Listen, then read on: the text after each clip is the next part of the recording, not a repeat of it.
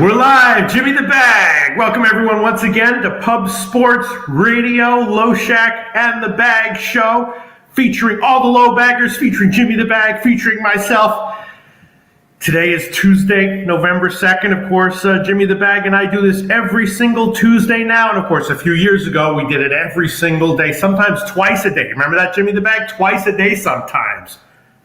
I love those twice a day. You know I missed those. People are like, you did it twice a day? Oh, yeah. Oh, yeah. You know, every relationship is different. You know what I'm saying, Jimmy the Bag? Every relationship is unique and has its own dynamics and its own bosses. What's up, Jimmy the Bag? How you doing? I'm very, very excited. This is Breeders' Cup week. We will do a show on Friday. I was going to cancel the Friday show, but because Breeders is in Del Mar and it doesn't start till a little later, we will still do a show Friday, even though all my thoughts are going to be with the pony. So Friday all day, Saturday all day and all night, Breeders' Cup. Very excited to work with Skee Profit coming off a 5-0 Tuesday. You also murked Tuesday last week, and your NBA record is looking very, very good. 6 wins, 3 losses, plus 2.72 units ROI, plus 30.22%, average line minus 109. I did not. I only made one bet on Tuesday in NBA. I guess on Tuesdays are difficult for me because a lot of my thoughts are on the NFL card because I have the big NFL show.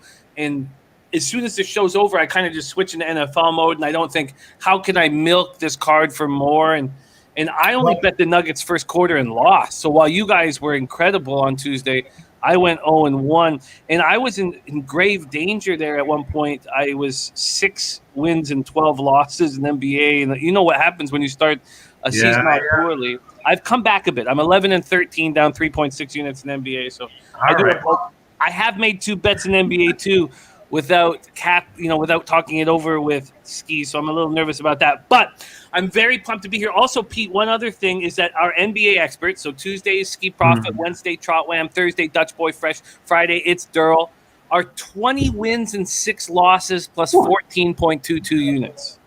That is, that's otherworldly. You know what I'm saying, Jimmy? I mean, I've had some good results in my handicapping career, but they've all been of this world. You know what I'm saying, Jimmy the Bag? I mean, that's just, you know, I got a few things to say. First of all, Jimmy the Bag, correct me if I'm wrong. Okay, correct me if I'm wrong.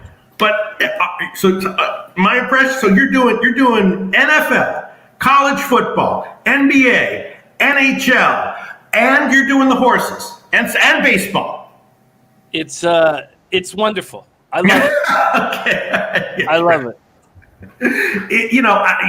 Listen. Every man must be his own man. All I'm saying is that there's advice floating around in the world that can sometimes help you, and in life, and definitely in sports betting, you just want to keep in mind. Just keep it in mind. Just maybe think about how much you can chew, and maybe think about not biting off more than that. You feel me, Jimmy the Bag? I feel you. I feel you. There's no real horror show in my record, except for NFL. NFL is tough. I'm down 7 units right now on the season, but there's things going well. Like I've hit 6 straight in CFL. So correct me. Yes, so you're doing CFL as well. Look, I mean, if I were doing that, my record would be mostly a coin flip. On the positive side, it probably wouldn't be worse than a coin flip, so that'd be a nice little positive to doing what you do. But Well, I have in NCAA football, I've been mostly letting Saturdays go. So this Saturday, I only had Fresno State, but I've been hammering all midweek games. So I'm trying to balance things as best I can. And look, I'm not coming in here, exhausted and weary and angry. I'm very inspired by all the cappers that we work with. I love working with you on Tuesdays. I love what our NBA experts have done. I love that it's Breeders' Cup week. And I love the opportunity to host this show. It's like, it's wonderful. So I'm coming in here fucking pumped up, Pete. I'm ready to fucking rock, man. Anderson asked, you shouldn't bite off more than you can chew. But if you do find up in one situation in life biting off more than you can chew, crystal meth is always an option. It's cheap and you can find it. You know what I mean? So there are, ways that you can save things. With me though, Jimmy the Bag, one of the best things that you can do that makes you, chew less and going to be a very effective thing, which I do, is that cap the cappers. Let them do all the hard and smart work, and then a lot of times you can have a clearer mind. Of course, that's what I do. You mentioned my great record in NBA in last show, which is absolutely true. But I was capping Dan Kelly, I was capping Skee Profit, I was capping Trotwam, and I'm going to try to do it again today because I have some vague and relatively square opinions on the NBA games today, and they're going to get solidified by the comment section and by Skee Profit. If Dan Kelly weren't here, I'd be feeling a little bit more nervous, but I see in the comment section that he is. And even in NHL, Jimmy the Bag, I've had NHL is interesting for me this year. I'm a little bit down overall. I'm nicely up on sides and way down on totals. And I did ask you last week, and not in the show that I was in, I asked you, straight up, I said, does Montreal suck? And, if you said anything other than maybe or yes, I was going to go huge fading them. But you said they don't suck. I didn't listen to you, and I took an L on that one, Jimmy the Bag. You know what I'm saying? Yeah, you're going to succeed in NHL. The difficulty you'll have is that you're only doing the show one day a week. If you were doing the show every day of the week, I would imagine you'd be up 30 units at the end of the year. I believe in you in NHL. And for me, I lost 2 bets on Saturday in NHL. So I'm just 27 and 28, up 0.66 units, but ROI just over 1%, average line plus 109. But we have a question from Henry Dice saying, hey, Jimmy, why are the Leafs such big faves? Look, I bet the Leafs win total under. I don't think they're a very good team, but they're better than the market is giving them credit for right now. I'm on the -1 here. The Vegas has a ton of injuries. They just lost Wild Bill to their second line centerman to a foot injury. Vegas is a ton of heart. We know that, and they could come in Toronto and show that heart and beat Toronto. But if you break down these rosters, there's a massive advantage on the Maple Leafs. So I don't think they're such big faves. I think they should even be bigger faves. I'm on the -1 line. Wow. We're gonna get into all that. But first, we've got to move pretty quickly here. We've got MLB, we've got World Series Game 6, and then we've got 9 NHL games, and we're hoping to have that all done in 52 minutes so that at noon Eastern, 9 a.m. Pacific, Skee Profit joins us. So I just want to give a shout-out to everybody very quickly. Henry Dice in the house, Viper NB. There's my guy, Fat Wally. Fat Wally, it's Breeders' Weekend, baby. I can't wait to hang with you all weekend. Damon Santori in the house, Pride of San Diego, California. There's Sammy Comer, Gerald Jones, Bobby Boucher, Vitalis, who I've had the pleasure of not only capping with for a few years now, but also hanging out with in Vegas. Great guy, great capper. Vitalis says, of course, the Chiefs don't cover spreads. Did cash the under last night. I went 8-6 plus 1.4 units in NFL this week, so it wasn't a disaster. And I still have hope. I still believe I will end the year in positive numbers. There's Williams Wrestling. Adrian says lost on the Blackhawks. Blackhawks won very easy. Oh, he lost on the game. You were on Ottawa. I'm on Ottawa first period tonight. Danny Lopez here. There's TJ. I've missed you the last few days. So great to see you. Says back from vacation, ready to cap. And yes, we've moved NHL to the beginning of the show. So, but MLB will always come first just because we're almost done there. All you guys, thank you so much for joining us. We love you. Mark Schillingberg coming off a rough week. You were white hot a couple weeks ago. So, it ebbs and flows. Stick within your unit plan. Don't bet out of unit. Don't reach. And then you're saying the perfect things to me. You're saying, I'm just going to listen, sitting back and listening. That's exactly what Pete taught us. Cindy plays horses, Nut Flush, Allen. What a great group. Cindy, I hope you're feeling better after the surgery last week. We've been thinking about you, sending you love and energy. Also, someone very close to our show, Mills, MMA Locker Room, his mom has died, and it's just a very, very, very tough time for the family. And he's such a strong guy, and I know he's going to carry his family through these tough times. But if you guys could all take a second at some point and give Mills some love and just let him know that we love him so much and we are there for him, that would be huge right now. So we have one of our family members is hurting. So if you could just reach out and just tell Millsy, how much we care about him, how much we love him, and how we know he's going to carry his family through these very difficult times would be great. Cab in the house, Ray Charles, Johnny Schwartz in the house, Rem Most, Trevor Loudon, Eric Thomas. What a great group. Sorry I can't give love to all of you guys. You all deserve it. It is time to. And then John Schwartz says, hit the crystal meth and let's get it. You know, the problem with meth is once you get in, it's pretty tricky to get out, Pete. Yes. They're diminishing returns, as we say in the world of economics, from loading up on crystal meth just so you can cap 8 different sports at once, Jimmy the Bag. Much better decision would be cut it down to 3. How about that? 3 sports. Cut out curling. Maybe cut out college basketball. You know what I'm saying? We have Eric Epicappa says Bucks hurting and resting today. Watch out! I love the over in this game, in the Bucks game. We're going to get into that with NBA. But let's let this lead us into MLB, and this is what we want to see. Yes. We have our highlighted, showcased plays of the day, all riding together here. First off, taint play of the day is on the Astros.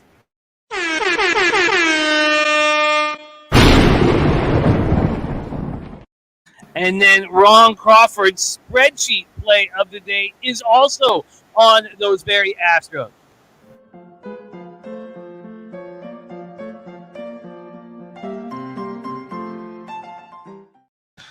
Ooh, Pete, let's get rolling into MLB. Are you ready to attack?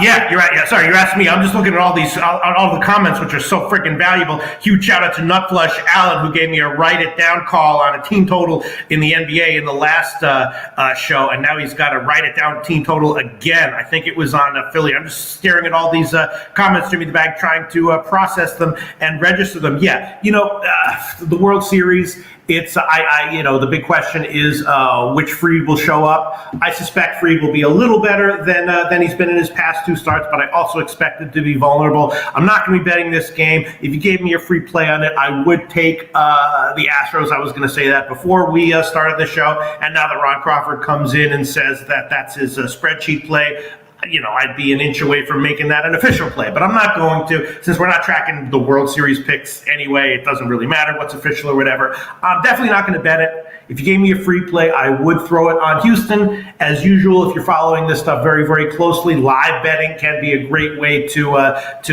get some great angles in MLB playoffs and especially the World Series. I'm not doing that right now because I'm not biting off more than I can chew. And I think that there's some Fried has some real issues, and this is obviously a tough assignment again. So I would lean Astros here as a small favorite.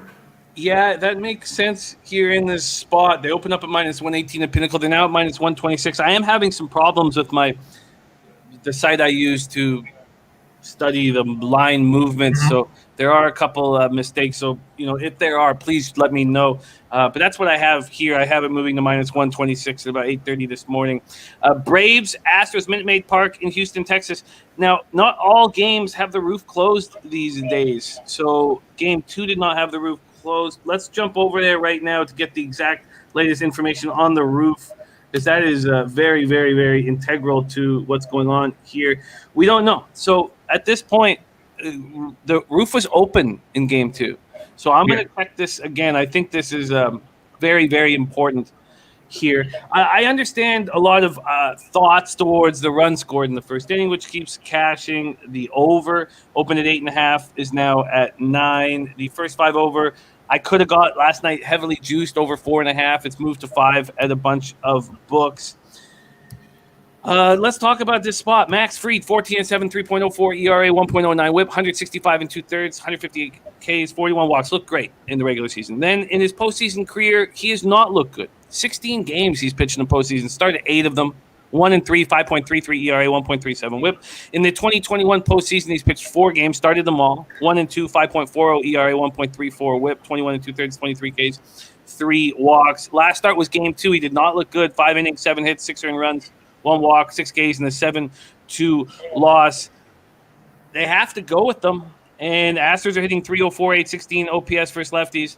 So I heard your take on Fried already, that you think that he is susceptible, but you expect a little bit better than what he showed in game 2. And obviously, if he's showing any signs of vulnerability, they'll yank him. The day off, the day off helps Atlanta's bullpen a bit, which is another plus for Atlanta. So it's a typical World Series game here. Again, Probably very good value live betting if you are following it closely enough, and I'm going to be passing on it.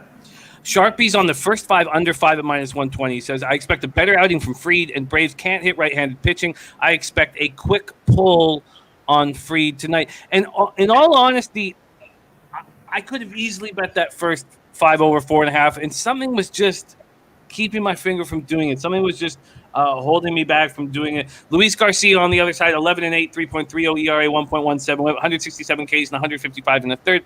His postseason career consists of 5 starts. 3.81 ERA, 1.35 WHIP. This year, 1-2, 7.62 ERA, 1.69 WHIP. In Game 3, he went just 3 2/3, 3 hits, 1 earned run, 4 walks. He was better all year, much better at home than he was on the road. At home, 6-5, 2.39 ERA, 2.10 opponent's batting average. And it's this situation that I tried to attack in Game 3, and that's that lefties smash him. But the Braves only have 3, and they're right at the top of their lineup. If he can get through that first inning, he can kind of move smoothly through them until they come up again, because righties are only hitting 182, 548 OPS. But Sharpie's absolutely right. Braves 220, 641 OPS against righties in the playoffs. Both bullpens have been so good. We have.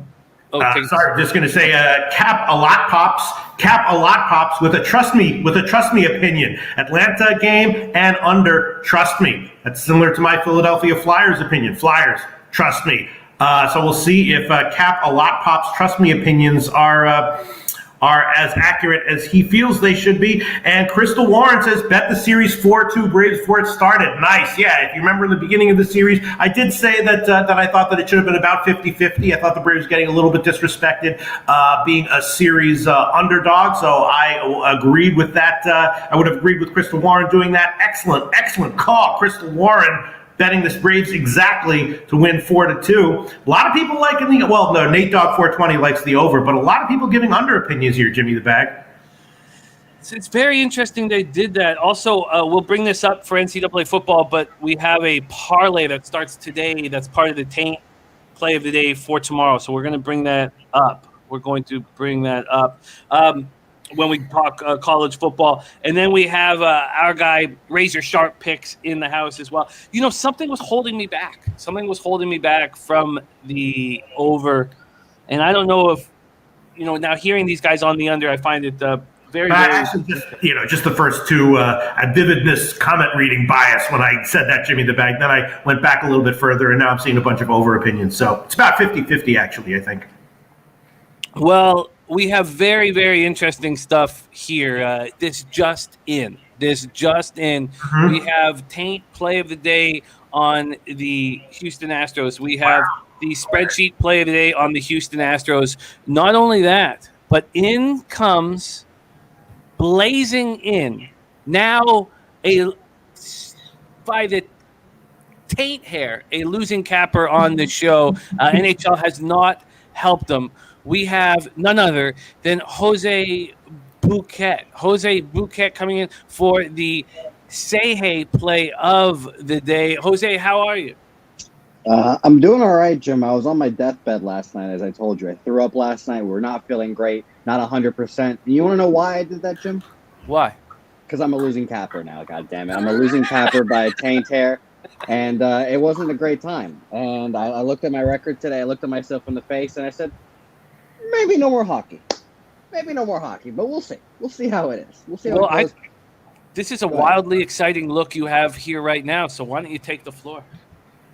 Well, there's a tweet from me 6 days ago saying Braves in 6. Braves in 6. Hello, Molly the dog. Braves in 6, and guess what, guys? I'm sticking to it today. I think the Braves shut it out. I think this is the last baseball game of the season tonight. I think Luis Garcia on short rest, young pitcher, hasn't done it many times. It's a difficult thing to do. Your stuff doesn't have that bite it usually does. I think he gets touched up today a little bit. Max Fried, apparently he found it after getting touched up in his first start. He went 6. He did pitch pretty well after a rough start. So I like the Braves tonight. The Atlanta Demons are real. I think that might be a reason why everyone might be on the Astros tonight at home game, all that good stuff. But I'll be honest, Jim. I think in baseball, home field is one of the things that matters least, like amongst the sports. There has not been a home team win the World Series since my beloved Red Sox did it in 2013. Or a home team clinch at a home field, So I don't like. It's one of those things where it might get overblown a little bit. It's definitely a real thing when you got your relievers come in late in game like that. That affects it a little bit, but I don't think it affects it enough for me to go away from my gut here. Go away from the Braves. I think the Braves win it. It's a Cinderella story kind of a ship because we never thought the Braves would be here. I think Max Fried goes well. And like Pete said, if he does struggle, out immediately.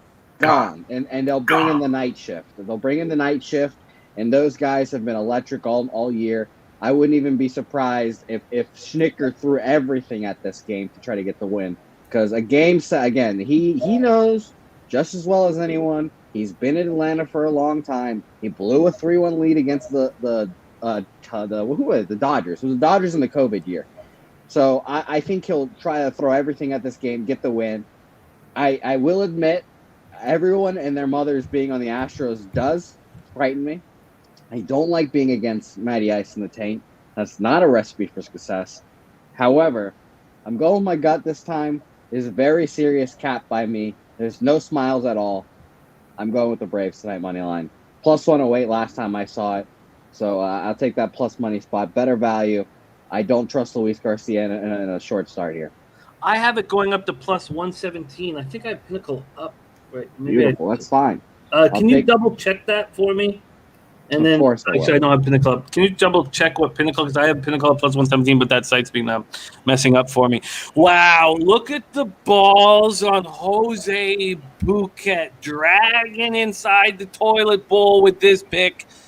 Wow, going right up against Ron Crawford and Taint. No fear with our Jose Bouquet. Very, very, very impressive. Plus 119, by the way. Plus 119. Wow, money coming in fast on the Astros. Holy shit. That's worrisome. That's worrisome. Like I said, I think while I was making the graphics, I'm going to look at the graphics right now real quick. Yeah, while I was making the graphics, it was plus 108 for the Braves. So that is, again, worrisome. I'll admit it, but I truly think the Braves ended here tonight. Max Fried getting a lot of shit, but he's a good pitcher, man. He's a really good pitcher, and I think that they win it. And I think they'll probably save him for Game 7, but I would not be surprised if we saw an Ian Anderson appearance tonight too. Wild. Eric Jones thinks it's going to close around plus 117. A plus 119 for Jose in his attempt to get back in the black. Jose, thank you for fighting the good fight while you're sick and being here to produce the show. It means a ton to us. We love you very much, and your battle against Ron Crawford and Taint will be a wild one to keep my eye on today. Thank you. By the way, I'm going to do some live production here, Jim. Casino, for those who don't know, is my movie of the week this week for Jose Bouquet movie reviews. Pete, I don't know. I'm sure you love this as well because I'm getting cultured a little bit. Have not seen Casino. I suggest, Jim, that we do it on Thursday, the review, with one Dutch boy fresh. I think that is a great idea. He suggested it. And I do have a graphic already made, and it might feature Dutch Boy Fresh already. So I just, I might tease it out here. So it's a good thing. Pete, I would love to know also if you have any movie reviews too. So here's a little teaser for everyone. A little Jose Bouquet movie reviews. It's coming on this Thursday with Dutch Boy Fresh after Thursday Night Football. Very exciting. Very exciting. In all honesty, I'm more excited about you going up against Taint and Ron Crawford. That's very ballsy. But I'm excited about your movie review as well. Pete, we have given him 2 movies so far that, of course, he's never seen. Planes, Trains, and Automobiles was the first one because he'd never heard of John Candy before. And then, I keep calling him Jim. I keep calling Jim Candy. Last week, we gave him his first NHL film. Slapshot. I would recommend the most important film of the latter half of the 20th century, Kids, written by Harmony Korine. That was my first thing I told him. But the thing is he's watching these movies with his girlfriend, and she's really enjoying this. and I think that might end. But that was the first movie I told him to watch that I thought he should watch. There you go. Great. Well, demented minds. Well, some minds think alike. Some minds think alike for whatever reasons those reasons may be. Number 2 movie I would recommend, Hot Dog the Movie. Hot Dog the Movie, an epic skiing movie from the 80s. Hot Dog the Movie. Okay, interesting. Right, we'll write them both down. By the way, Casper, who played for the Seattle Mariners, I would heckle him nonstop as if he was Casper from Kids. Nonstop, all game long. I would say, she was sleeping, Casper, all is nonstop. I would just hammer him nonstop. People loved it. We got to go. We got to get in the NHL. Love you, Jose Bouquet. Good luck on your action today. We move into NHL. We move into NHL, and I can't wait to break these games down. Pete, my man, take it away. All right, first one, you said it in the beginning of the show, and you answered that this is why we do this, Jimmy the Bag. You answer the important questions when it comes to NHL for me. My big question here, how good is Toronto in general? You already alluded to it. I was a little bit surprised to hear you say kind of the opposite of the way I was feeling or thinking, which is you think that Toronto is getting disrespected and undervalued by the market. I'm looking at this. They were a minus 200 plus fave in 2 games that they almost lost. I'm thinking that they might be one of these teams that's good, about to be very good maybe, but getting a ton of respect from the market. And I was looking at this. I was thinking, I don't know. The question is, how banged up is Vegas? I know very. But Toronto in general, a relatively slow starting team in games. I was thinking maybe Vegas first period. I was thinking maybe Toronto in general, as good as they might be, is maybe a little bit overvalued by the market right now. But you disagree with that? I do. And look, a lot of cappers wanted to fade Toronto, wanted to fade them in their last spot against Detroit. A lot of cappers are on Vegas here, and Vegas has a ton of heart. And we've seen teams step up in situations where they're down key players, and we saw the Sharks do that against the Jets there when they had all the COVID issues, and then Couture, who was non-COVID illness. By the way, you guys, just for that baseball game, 58% of the tickets on the Astros, 72% of the cash on the money line, 42% of the tickets on the under, 95% of the cash on the under. So very interesting there.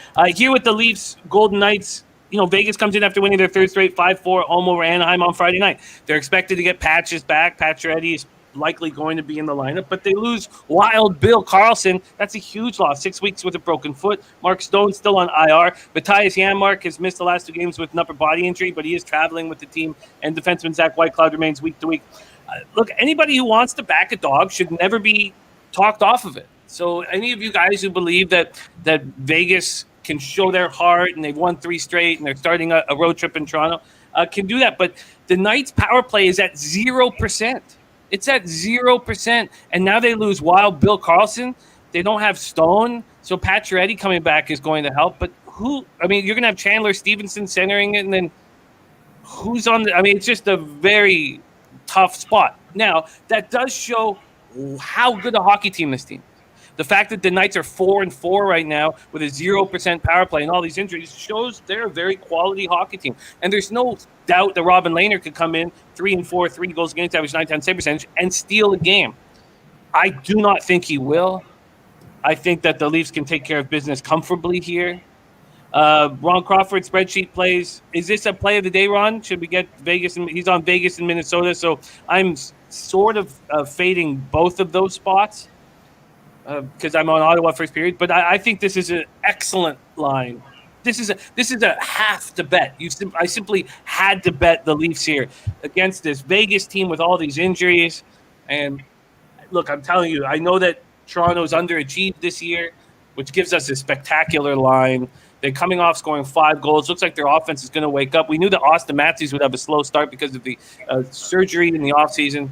I think this is absolutely – Birdie saying Youngblood. I thought, yes, Youngblood may go to Jose at some point as well. But I think this is a perfect spot to bet the Leafs. And I took a minus 115, minus 175 on the money line, and plus 140 on the puck line. So going forward, you're vaguely very high on Toronto, and the fact that they kind of look like they're having a hard time putting teams away doesn't bother you? No, it doesn't bother me at all. Again, I at home is where I want them. I don't want them on the road at this point. They will get hot at some point. Look, I do not believe in this hockey team. But the fact that everybody's against them and we're getting these great lines for them at home, I just believe that I will be ahead of the market when they go on a 6-10 game unbeaten streak at home. Okay. So, yeah. And you think that, all right, so I don't want to belabor the point, but, they lose 4 in a row, right, scoring a total of 6 goals in those 4 games. Then they go into Chicago, a team that needed yesterday to get their first win. They win, but in overtime is a minus 220 fave. And then they come back home against Detroit as a minus 300 fave, and they win by 1. That doesn't make you think that there's something fundamentally wrong with this team, or at least overvalued? Oh, I think there's something fundamentally wrong with this roster. I think it's a poorly put together roster. I don't like. There's just not enough truculence. There's not enough speed There's not enough fast toughness in the bottom 6 forwards. Thank God for Michael Bunting, or where would they be? I mean, if you're saying that, then how bad is your hockey team? Right. But because everybody is seeing this, I'm going to be ahead of the market and get great lines, and the Leafs will take care of business at home. All right, maybe I'll tell it later. Birdie says we're still so early. Leafs are better than they have started. Silly to believe they're a 500 team. No, I don't think of them as a 500 team, but maybe they're a 570 team that's minus 250 every game at home, and those are like the Yankees seem to be every year. That's what I'm wondering. But you don't think that's the case? No. I don't like this hockey team, but with everybody against them, it's a perfect time to bet them. Slatsy says Patrick Addy out until November. I have him expected to be in the lineup tonight, so I'll double check everything. All right. Okay, so Jim's on Toronto. You want to move on, Jim? I do, but I'd like just to talk about the cash flow here in this spot here in NHL. We have on the money line, 46% of the tickets, 81% of the cash on Vegas. Big bets coming in on Vegas. 53% of the tickets on the over. I would like to bet the over personally. I can't with the way I would coach this Vegas team tonight against the Leafs, so I won't do that. But I like the spot. I like the spot very much. I love that everybody's against the Leafs. I love that the Sharps are against the Leafs. I love that everybody's against the Leafs, and it's a perfect opportunity for me to bet the Leafs, and I'm on the -1. Okay, now we are going to Montreal. I asked Jimmy the Bag, just give it to me straight, yes or no. Do the Habs suck? Jimmy said no. And that night was when they won against San Jose, and they've since gotten another win. But they're also sort of mixing it in with uninspiring performances. So they definitely seem kind of uneven, let's say, to put it nicely. They did crush Detroit once already this year, though, at home. And Detroit, to my eye, seems like they're much better with Greiss in goal. He's not expected to be in tonight, I believe. I'll check to see what the update is. But and Jake Allen, I'm expecting to start for Montreal. The backup was in against Anaheim. So I was thinking that maybe this is a spot where we time one of the good performances for Montreal. Maybe Montreal on the money line. Montreal team total over at 2.5. What do you think? I would had the Habs not destroyed Detroit last time they came up to Montreal, 6-1 win. If that hadn't have happened, I would definitely be on Montreal here. As you guys know. Is that a big game? I mean, this is some kind of like rivalry. It's like, all right, they got blown out one game. Like if it's a rivalry, I can see it. But Detroit-Montreal, is that a big rivalry? Playing at the Bell Center in Montreal is extremely important to any hockey player. Extremely important.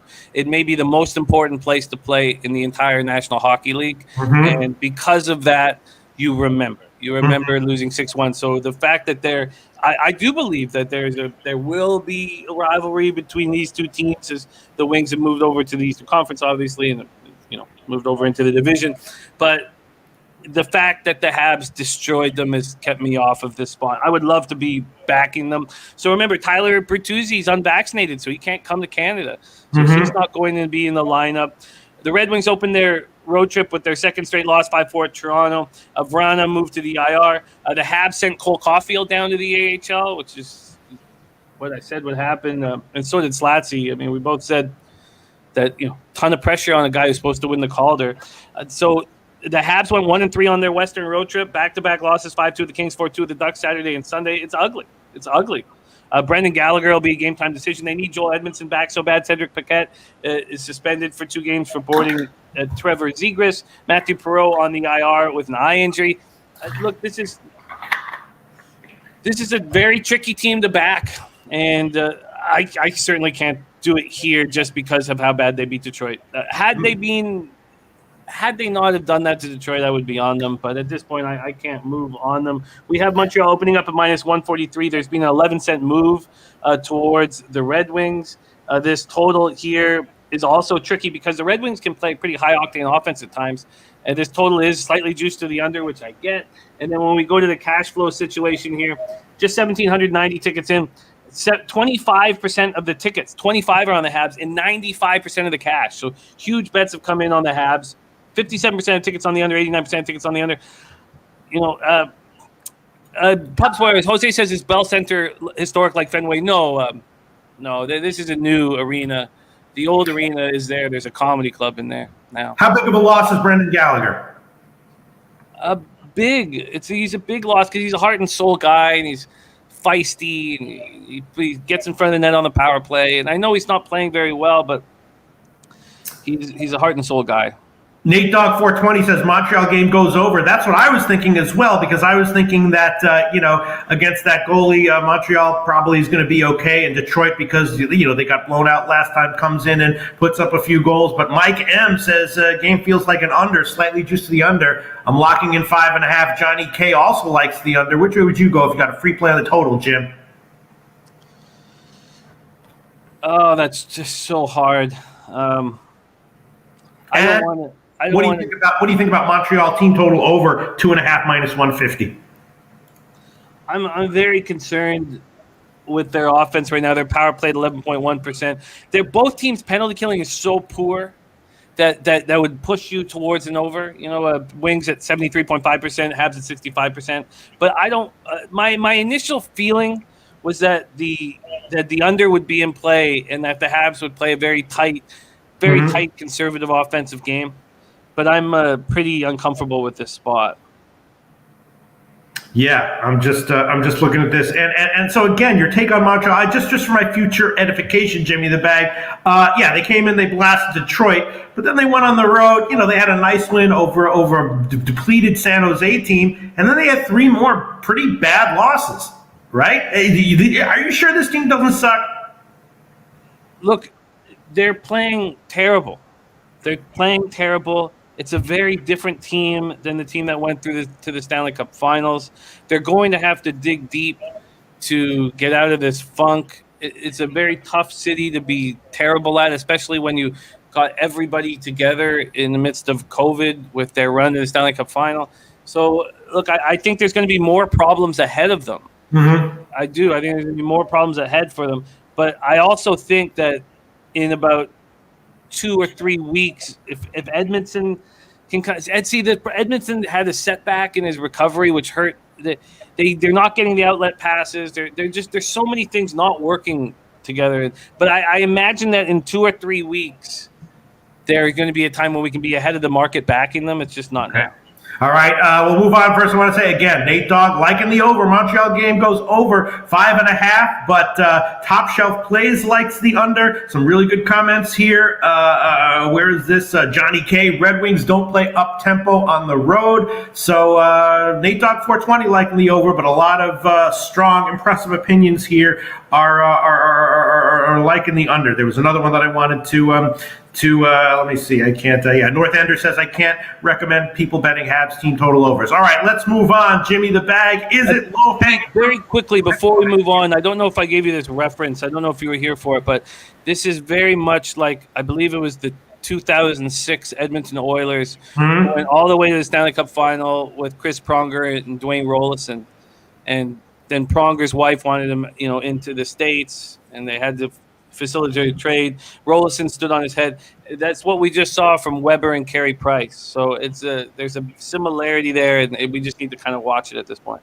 All right, so here we go. Next one, is it low-hanging fruit? Arizona, Philly. Of course, Arizona has not won yet. They're currently on a long road trip, and I am happy to say that I have bet against Arizona every single road game on their current trip 4 straight losses. The last 2 were a little closer than I was expecting, obviously, and that made me a little bit concerned. Then, the 5 games before that, which they also all lost. I don't remember which ones I bet and which ones I didn't, but I think I might have been on all 5 of those as well. Arizona's just kind of an auto fade. Nutflush Allen has given the opinion that team total overs for any team that they're playing is also a good bet, which did not actually pay out against Carolina and Washington in their last 2 games. But, Philadelphia, kind of a mediocre team, but definitely a team that can put up points in a spot where they're motivated. They're coming off a tough loss to Calgary. Got to be thinking that Philly, I already bet this one, -1. I don't remember what line I got. And maybe the Philly team total over, combined with the Arizona team total under. What is this, low-hanging fruit here, Jimmy the Bag, Philly? I don't want Philly back No? after their road trip. I do think it helps that they lost 4-0 at Calgary to close up, and they were completely dominated. They looked absolutely awful. I've often questioned the character of this group, and so coming back at home against the worst team in the league is not something I trust. I would like to bet Arizona first period. Really? I would like to bet Arizona first period. I couldn't believe that Ottawa first period, and I know Ottawa's on the second half of the back-to-back, was the same line as Arizona first period. I just can't fathom how that would be, because Arizona is a bad team. But this Karel Vejmelka is the lone bright spot of this group.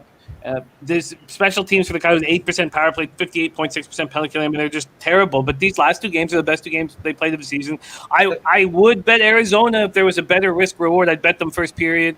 Here, I expect them to come out and play well. Ryan Close, very close to returning, but Ryan Ellis is doubtful to play tonight. Right. I have a question here, and people are appreciating the tough questions that I ask you, Jimmy the Bag. Are the 2 games that they played, are they the last 2 games the best games that they played all season, or are they just the 2 games where the opposing team has just cared way less than any other team that's played them, and they were playing a huge favorite that wasn't looking to blow them out? Are they getting better? They're getting better, but of course, I mean, they started out so bad. But you were right, but that's going to happen every game all year. I mean, this is by far the worst team in the National Hockey League, and every team's going to not care that much and maybe come in a little lax in the first period. I think they're going to be a great first period bet at times, but you need to have the right risk reward. And me being offered a plus 160 or plus 165 was just not nearly what I'd want to back them first period. I'd want at least a plus 200. So this is a very bad team, and Nick Schmaltz is very close to returning from his back injury. He'll help him enormously. Zingle is on the IR, but Vejmelka, 2.63 goals against average, 920 save percentage. The guys come over from the Czech Republic, and we remember the Dominator very well. This goalie is the bright spot, and they have a new. This team is a garbage fire, but they're coming together and playing hard on the road right now, and. All right, Coactus says the Coyotes win tonight, and Nate Dogg 420 also likes the over 5.5 on this one, which I was thinking about as well. What do you think about the over?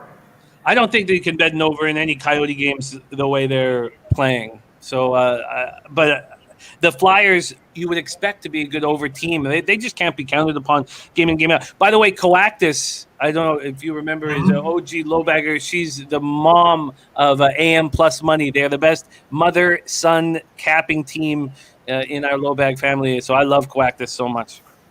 Calling for an outright win for Arizona. Look, I'm not saying it couldn't happen. I'm saying you're getting -1 at 147. That's a bad bet.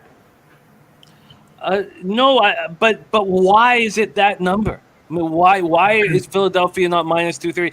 Everything about this, and then not trusting a team's character to step up. I mean, I want nothing to. The best thing you have going for you is that they lost 4-0 at the end of that road trip. So Vigneault would have been extremely angry and all that. That's the best thing going for you. But this makes me uncomfortable. And then we got Nutflush Allen again saying team total over Flyers, which is 3.5 at plus money. But you really don't like that, right, Jimmy the Back? Because you like this Arizona goalie. I don't want anything to do with backing the Coyotes over 60 minutes. Their team is poor, and they're just going to get beaten down as the game. No, he said Flyers team total over. Yeah, I wouldn't. Flyers have a lot of offensive capabilities. I'm not in love with their defense, and I don't like their offense as much without Ryan Ellis giving them outlet passes and being on the quarterback of the power play. But they have a lot of scorers on this team that should be able to take advantage of the Coyotes. But the Coyotes' defense isn't the problem. It's their forwards. They're offensive, small, and shitty. So what about Arizona team total under? I mean, is Carter Hart back to being the guy that we thought he was? He's been pretty good, 2.79 goals against average, 915 save percentage. Can you count on the Flyers being focused and intense early? I mean, these are questions that you have to answer yourself. I can't do it. I can't trust this Flyers team to play strong, accountable hockey. The best thing I said is, they're coming off a loss, so they should be angry. Right. Okay. Well, the analysis is what's important here. Maybe I'll give some official plays, a little bit later in the show. I was going to be a no-brainer for me, and I was going to see what you had to say about some of the team totals and maybe double up on it. But now that we have Jimmy saying what he's saying and Kawakis saying what she's saying, I guess I'll hold off for now. Let's go to Ottawa, Minnesota. Okay, Jimmy the Bag? Yep. All right, Ottawa is on a back-to-back. I feel like I've had a pretty good read on Ottawa this year.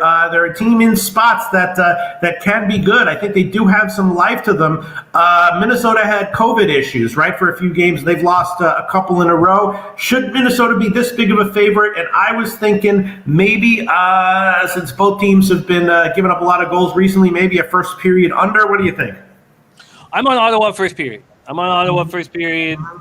I like the bet quite a bit. I got plus 165. Unbelievably, Ottawa first period was plus 165 and Arizona was plus 160. And my plan was to actually have both of them, but I can't comprehend how a market, even if it's the second half of the back-to-back, would think that the Senators would be more unlikely to cash a first period than Arizona. Philip Gustafson has been excellent so far this year. I expect him to be starting 2-1, 2.23 goals against average, 932 save percentage. Cam Talbot has been good. I still don't know. I still have a vividness bias of him being a sieve, so I'm not entirely sure how good he is. But the Senators on the second half of back-to-back after losing 5-1 at the Blackhawks last night, I love them coming out. What do we know about DJ Smith? He's a great coach, and he gets these guys fired up and ready to go. So Austin Watson expected to return to the lineup against Minnesota, left winger. Wild coming in off their second straight loss, 4-1. But look what's happened.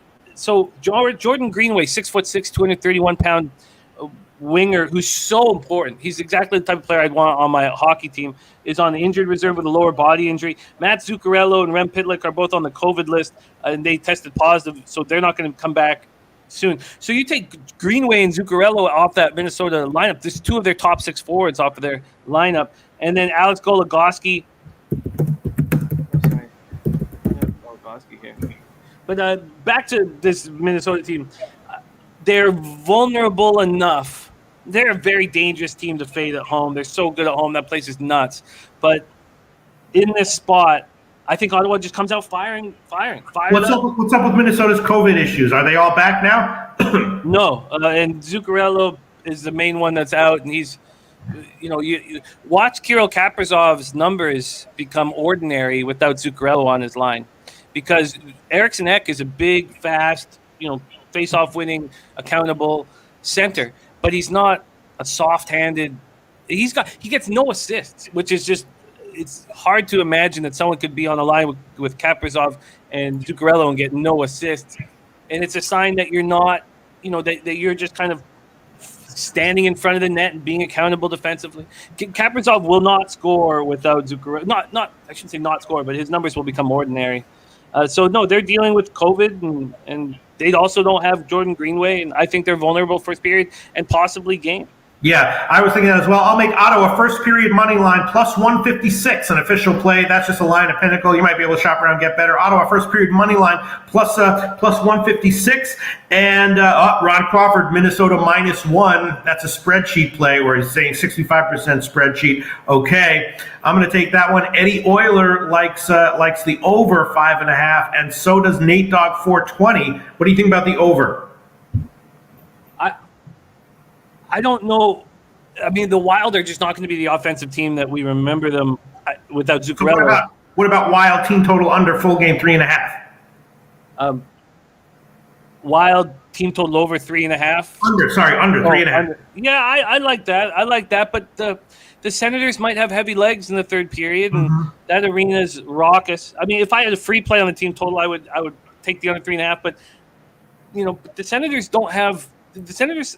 Top forwards right now, at least their top wingers, are very offensive-minded guys. And Peter Smith is trying to get them in their head to play defensive, accountable hockey, but it's not the easiest thing when you have these top draft pick wingers that are snipers. So is Stutzla going to start playing more accountable defensively? Are these guys going to? I mean, you got to watch to see. But I'd be uncomfortable there. Wild's an angry group, and I know that they lost Zuccarello. So without Zuccarello, I would take their under 3.5 in every game without Zuccarello and Greenway. I would do that in every game they play.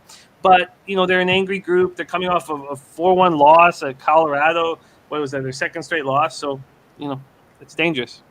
All right, I'll just stick with Colorado right now. With Ottawa. I was thinking about maybe taking a shot with Minnesota, no goal in the first period at plus 164, but I'll hold off on that for now. Well, by the way, I can get you the plus 160 at bet 365. It's not as good as what I got a little while ago, the 165, but I can get you 160. First period? Yeah. Okay, I'll take that. 160. Thank you very much. Jimmy the Bag. Ottawa, first period money line, plus 160. All right, you ready to move on? Dallas and Winnipeg? Yeah, let's roll. All right, Dallas, the beginning of the year, Jimmy the Bag. I was in our season preview. I was ready to say that I was kind of down on Dallas, but then I flipped my opinion. You said that you were high on them. I don't remember exactly how high, but quite high. So far this year, though, I don't know. Maybe they kind of suck or something. They really are having a hard time scoring. Although I know that they're getting Jason Robertson back, and that will help.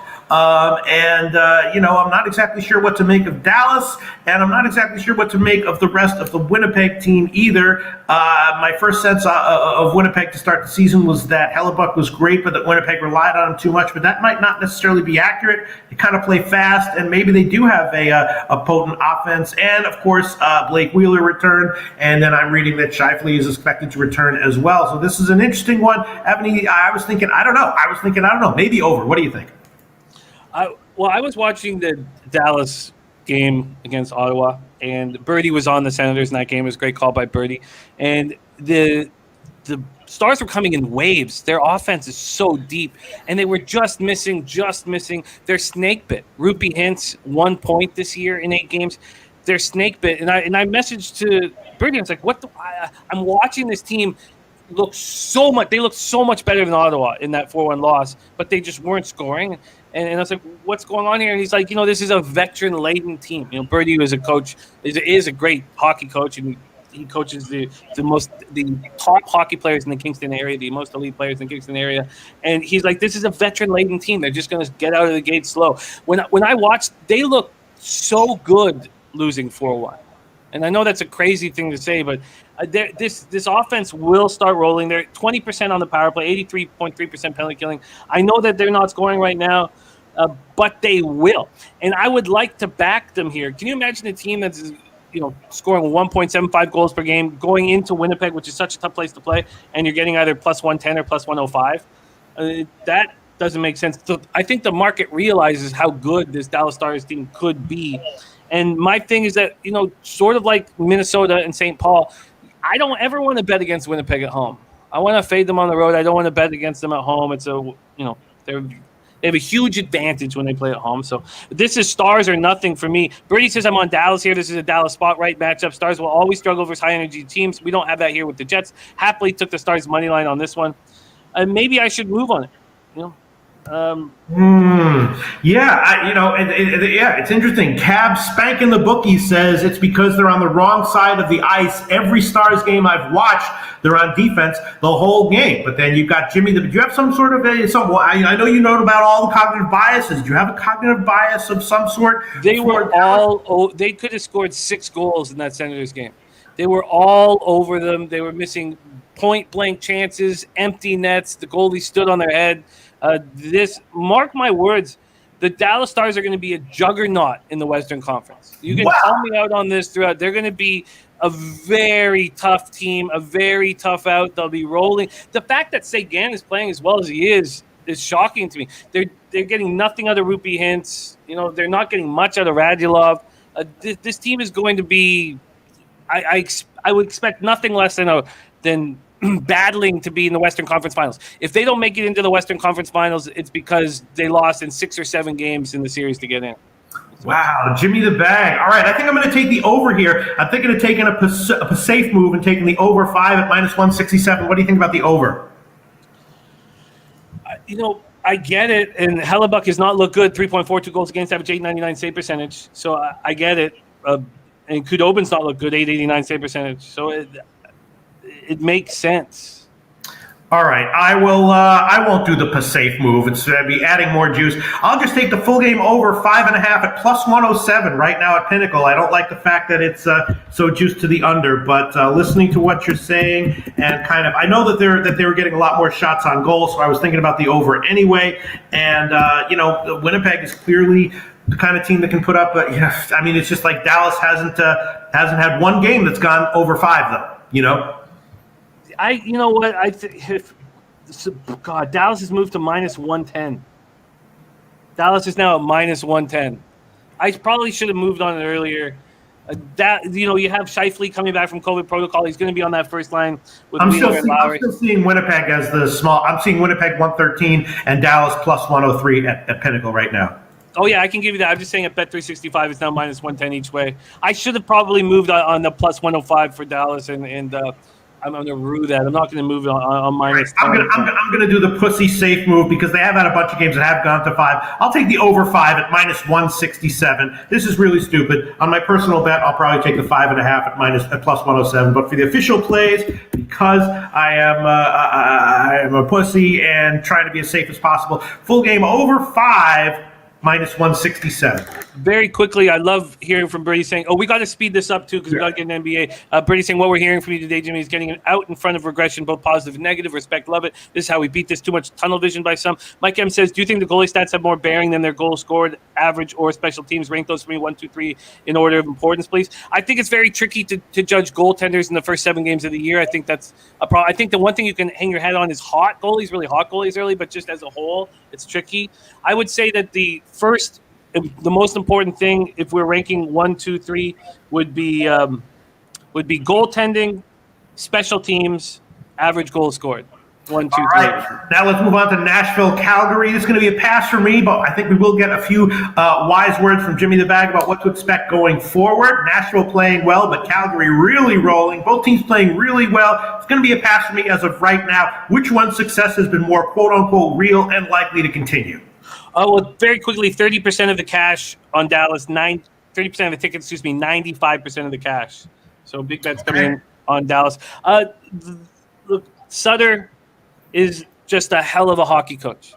And he wasn't able to instill his work ethic in that playoff run that the Flames looked so, or that 20-game run into the playoffs where they looked terrible when we thought they'd come up. But this is a Sutter coach hockey team. The 5th game of a road trip when they're 4-0, they still play. It's such sharp, accountable hockey. Then they come back after a 5-0 road trip and they do it again. They completely dominate Philadelphia. This is a Flames team that's hitting on all cylinders. I really expect them to continue that. Yeah, and obviously, any question I ask Jimmy the Bag, comment section, chime in as well. North Ender says Flames are for real, Preds are not. Jimmy the Bag, you agree with that? Yes or no? Oh, definitely. But the Preds are 4-4. I mean, so I don't know why anyone would think. I mean, this is what they're going to be. They're not going to make the playoffs. They're going to go, 4-4. This is a very healthy Predator group too. Right now, they don't have injuries. I mean, look, I don't want to jump on the Flames wagon here, on this huge winning streak. And the early move was towards Nashville. It looks Markstrom 1.33 goals against, average 957 save percentage. They're playing very good hockey right now, and I expect them to be a very tough out in the West, a very, very tough out. And I think the Predators will not make the playoffs. In saying that, I don't want the Flames on a 6-game winning streak when everything's roses and everything's spectacular. Nashville knows what they're getting themselves into. Birdie says Preds, for me, this situational play. I'm relying on some experience here. This is Nashville spot. Happy on their money line, selling high on the Flames. Sarah's playing quite well. All right, so maybe the Preds is the play.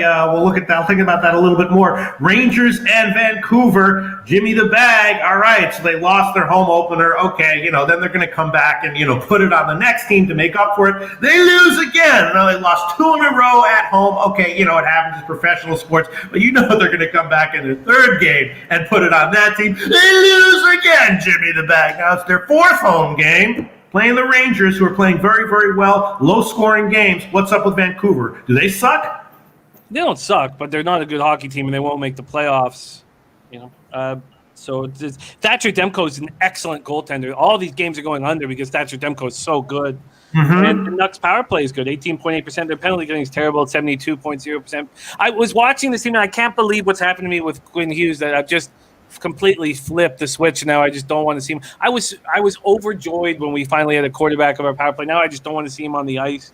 The Rangers open their Western road trip with a second straight victory, 3-1 at Seattle on Sunday. They're playing good hockey. Capo Kakko back from 4 games out with an upper body injury, and they still have so much faith in Kakko, even though he's doing squad-ass nothing, playing with Panarin and Strome.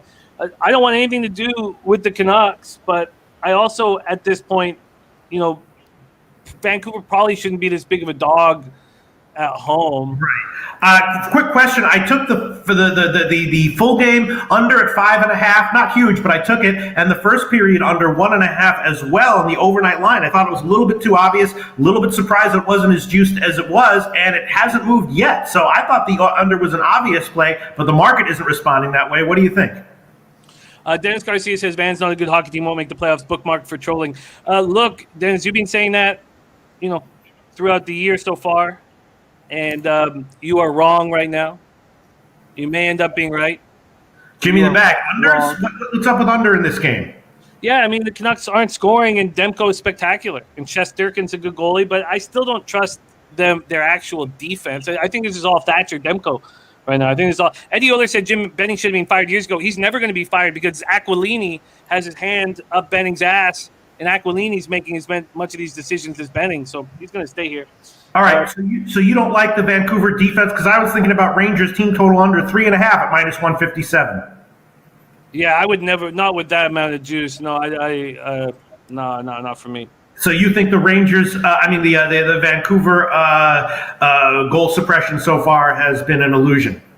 No, they have spectacular goaltending. Thatcher Demko could end up being in the Vezina talk this year. He's that good. So they're very lucky that they have him, and he's standing on his head. So, so that's why it could continue. But it's not because of the players in front of him.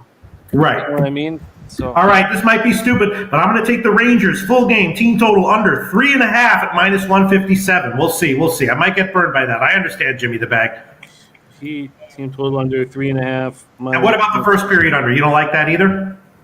It's not that I don't like it. It's just that for me, I don't understand exactly what I'm seeing from this Canucks team. I don't like. It's just they're not as bad as we're seeing them. I think that they have a chance to be better. So I expect them to improve as the season goes on, especially scoring wise. So Interesting. Okay. Birdie on Rangers money line and the under. Not confident in either spot. Jimmy Gomez says easy under 5.5 spot here. That's what I was thinking about. But all right. So and Brandon Lugo says too much juice on those totals. Yeah, I hear you, Brandon Lugo. I might have made a mistake here, but all right. Let's. They got to get a home win and they got to crack down defensively, maybe just for one game. All right. You want to move on, Jimmy the Bag? Yeah, let's do it. All right, New Jersey and Anaheim.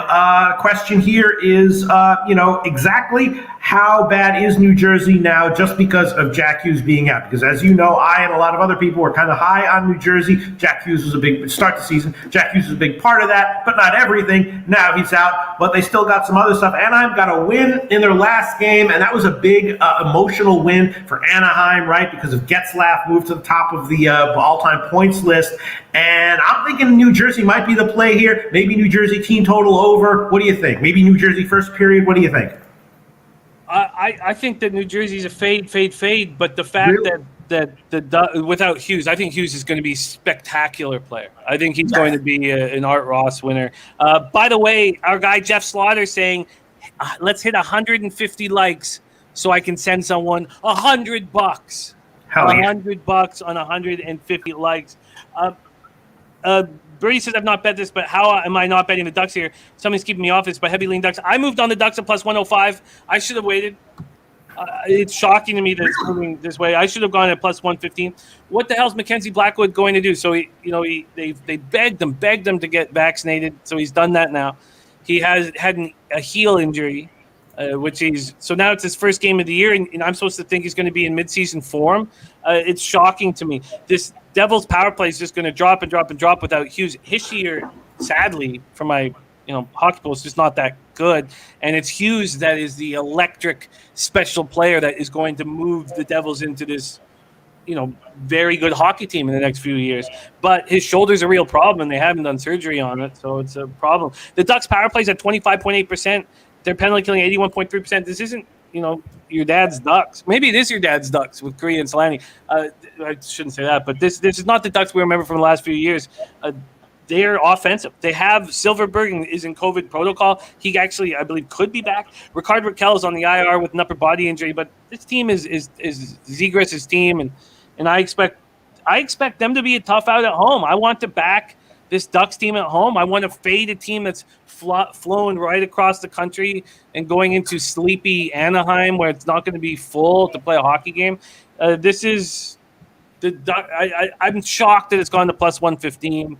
Shocked. Kevin Riley says New Jersey wins. I guess get on it now then, because it's moving towards the Devils. Moving towards the Devils, but this was a must bet on the Ducks for me. Oh, and that's an official play for you then? Oh yeah, I bet at plus 105. It's not plus 115. So. Well, I got some thinking to do, because I was thinking maybe New Jersey was the play, or the New Jersey team total over, or the over, which other people. So just very, very quickly, New Jersey is not a good offensive team, you think, right now? No, I do not think they're a good offensive team. I don't. No, I don't. I think I don't think they're a good team at all. I think this 4-2-1 is a perfect record for them to have for us to bet against them. Okay, and let's move on to the last game, Buffalo and San Jose. Buffalo, I was expecting them to be at the beginning of the season worst team in the NHL, possibly historically bad, but that definitely has not happened. They've looked better than Dallas. They've looked better, well, not look, but I mean on paper, better than Dallas, better than Montreal. They're getting some wins, and even their losses are not necessarily too embarrassing. And now they're going up against San Jose, who is, definitely depleted, and I think they're going to be depleted again. I actually did hit this on the overnight line. I took the under at 6. I didn't take Buffalo, but I was thinking maybe Buffalo plus 1 or 1.5. I did bet the under, and I was thinking about the San Jose team total under. What's the condition of San Jose right now? They're depleted, right? They're depleted, but we don't know to what extent. Cogliano's back, and Couture wasn't COVID. So he's tested twice, so he's back as well. Birdie says Sabres very aggressively for me. Sharks battling a team-wide illness. This is the last game on the NHL card. We go into NBA with Skee Profit right after this. Sabres, he says Sabres just complete for 60 minutes. It's probably a kiss of death, but this spot is the highest-rated spot I've had this year. Real Deal Prime says take the Sabres. Look, Sabres are playing good hockey, and Cody Eakin's going to be back as a full participant. But as soon as the Sharks announced that 5 or 6 guys were out of line, I got a message from a bunch of guys saying, bet Winnipeg right now. And I know what happens when I make a quick decision based on COVID players being out is it's wrong. It's just right. These teams seem to come together and play well. Look, Brent Burns wants to be the guy. He wants to play 30-plus minutes. Vlasic might not be in the lineup. Carlson might not be in the lineup. So Burns is going to play 30, 35 minutes, which is what he wants to do. You got Logan Couture coming back. I mean, look at these guys that are out. I mean, Middleton, Nieto, Semek. I mean, sure, they're important, but the top 6 forwards get to come to a game knowing that they're going to play 20-plus minutes. And when you play hockey, this is what you want more than anything, is to know that you're going to be on the ice 20-plus minutes a game. So I can understand people believing in this Sabres team because, Kevin Adams has immediately changed the culture that hovers over top of this team. And the hard line they're playing right now with their superstar Eichel is questionable. But I can understand backing them. I'm not going to back them.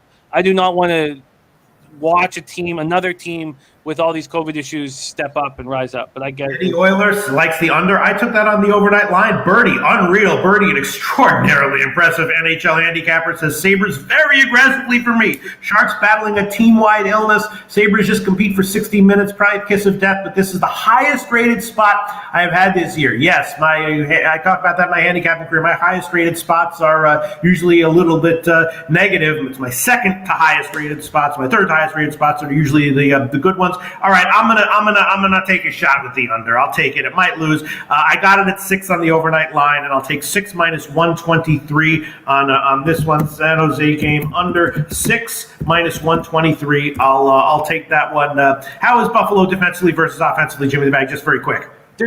They've all bought in. They've all bought into the system. They're all getting extra playing time. The whiners are gone. Ristolainen traded, and Kevin Adams made a nice trade there. So this nucleus wants to play together. They enjoy coming to the rink, and they're just playing good hockey. So I can understand backing them. And Craig Anderson standing on his head. 1.98 goals against average, 939 save percentage. I shouldn't say we know what's going to happen. But what's very likely to happen is that Craig Anderson is too old to have this amount of work that he's been given, and he's going to get hurt. He's going to get hurt about the 15 or 20 game mark, and then everything's going to fall apart for this team. But in the meantime, when he's got 939 save percentage, back him. And what do you think? And very just quickly, what would you about Maid the official, the under official? What do you think about the San Jose team total under as well? 3.5 minus 147. I know it's high juice, but in general, San Jose team total under in this game. Their power plays at 22.2%. Sabres power plays at 27.3%. Both power plays are clicking. I've always expected San Jose to be a little bit better offensive than they have been over the last couple of years. And now that their top 6 forwards are going to play 20-plus minutes, I expect them to be able to score in this game. All right, great. Well, so I won't double up on it. I'll just take one, and that was NHL Jimmy the Bag, handling every tough question I asked him, and I did ask some tough questions. Let's do NBA, Jimmy the Bag. Let's go into NBA here in a second. I just want to review everything to make sure that I've got everything right. So at this point, I don't want to add anything, which I'm surprised about, but I don't want to add anything except for Dallas because it looks like I just missed it, and I'm not going to I don't want any juice involved if I could have got +105, +110 before, but I'll be cheering Birdie on. I'm on Leafs -1. We have nothing in Red Wings, Montreal, Coyotes, Flyers, nothing. We're both on the first period. I got 165 this morning. You got 160. You're on the over 5 at -167 in Dallas, Winnipeg. Neither of us are in Nashville, Calgary. You're on the team total under 3.5. Is that Rangers or Canucks? I didn't write it. Rangers. Team total under 3.5. Then I'm on the Ducks at +105. It's +115 now. And you're on the under 6 at -123 in Sabers Sharks. All right, let's do it. Let's move on to NBA. This is extremely exciting for Mr. Pistol Pete, Loshak, and myself, and everybody in the chat, as we have our next guest joining us every Tuesday. Moving forward, and man, did he open up his account here on the show in impressive fashion. He went 2-0 on the picks he gave out on the show, but he said there are these 3 picks. He's like, I want to continue studying them. He told us what they are. I want to keep studying. Then he sent the message about 4:30 or so. He's like, yeah, make them official. I tweeted them out. So he bet every single game on the board, and he cashed every game on the board, 5-0, and he also just went 3-0 on our NFL show on Sunday. Pete, by the way, we want you back on that NFL show. You went 2-1 on that first week of the year. We'd like you to come back because you are plus units on that show. So we'll talk about that later. But let's bring on. Okay, Go ahead. Let's talk about that later. Our guy and yours, Mr. Skee Profit in the house. Skee, what's happening, my man? What's up, fellas? Happy to be back. We had a profitable day last time we were on the show, and we're just a good team. We work well together, so let's do it again. Hell yeah, I knew it. I knew when we were talking about that Knicks against Philly game, I was listening to you. I was like, well, it sounds like you love it. You were like, well, I don't know if I would say I love it. I was like, he loves it. I'm going to make that an official play. Thanks for that one, Skee Profit. That solidified it for me. Hell yeah. Love it. Let's get right to work, and we have a lot of moving pieces. By the way, our guy Lamont Williams jumped in to the show. He could only be here for a minute, but his max play, Pelicans solo team total under 101.5. Detroit Pistons solo team total under 103.5. So I did make 2 bets already in NBA, and it makes me nervous, but I felt like I needed to get them in. And the first is in this very, very interesting Milwaukee Bucks at Detroit Pistons spot where we have players resting and lots of moving parts for the Bucks. We also have Cade Cunningham expected to be in the lineup. Let me just see if I can get the very last news here from the Bucks, because the total dropped to a point that I felt was just too low. I'll pull this information up, but let's just set a table for Skee here. We're at Little Caesars Arena in Detroit, Michigan. We have Bucks who are fourth in pace at 102.36. And anytime that Giannis is not in the lineup, even though do we have confirmation on that? Maybe Skee will help us there. I find that their pace, or at least I have statistical backing that their pace gets faster when he's not in the lineup. Now, maybe that changes because of all the injuries that the Bucks are dealing with. Middleton, Holiday, DiVincenzo, Lopez, Hood. So maybe I should just put a line through those stats. But I did take the over to 11 this morning. Pistons pace 24th in the NBA, 99.50 possessions a game. Another reason why I wanted this is both teams are playing their third game in 4 nights.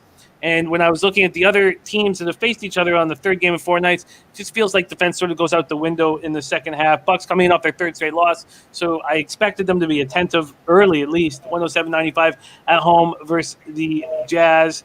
And, the 107-95 at home versus Jazz. So second half back-to-back, that was on Sunday. This is their third game in 4 nights. They've defeated Detroit 14 straight times.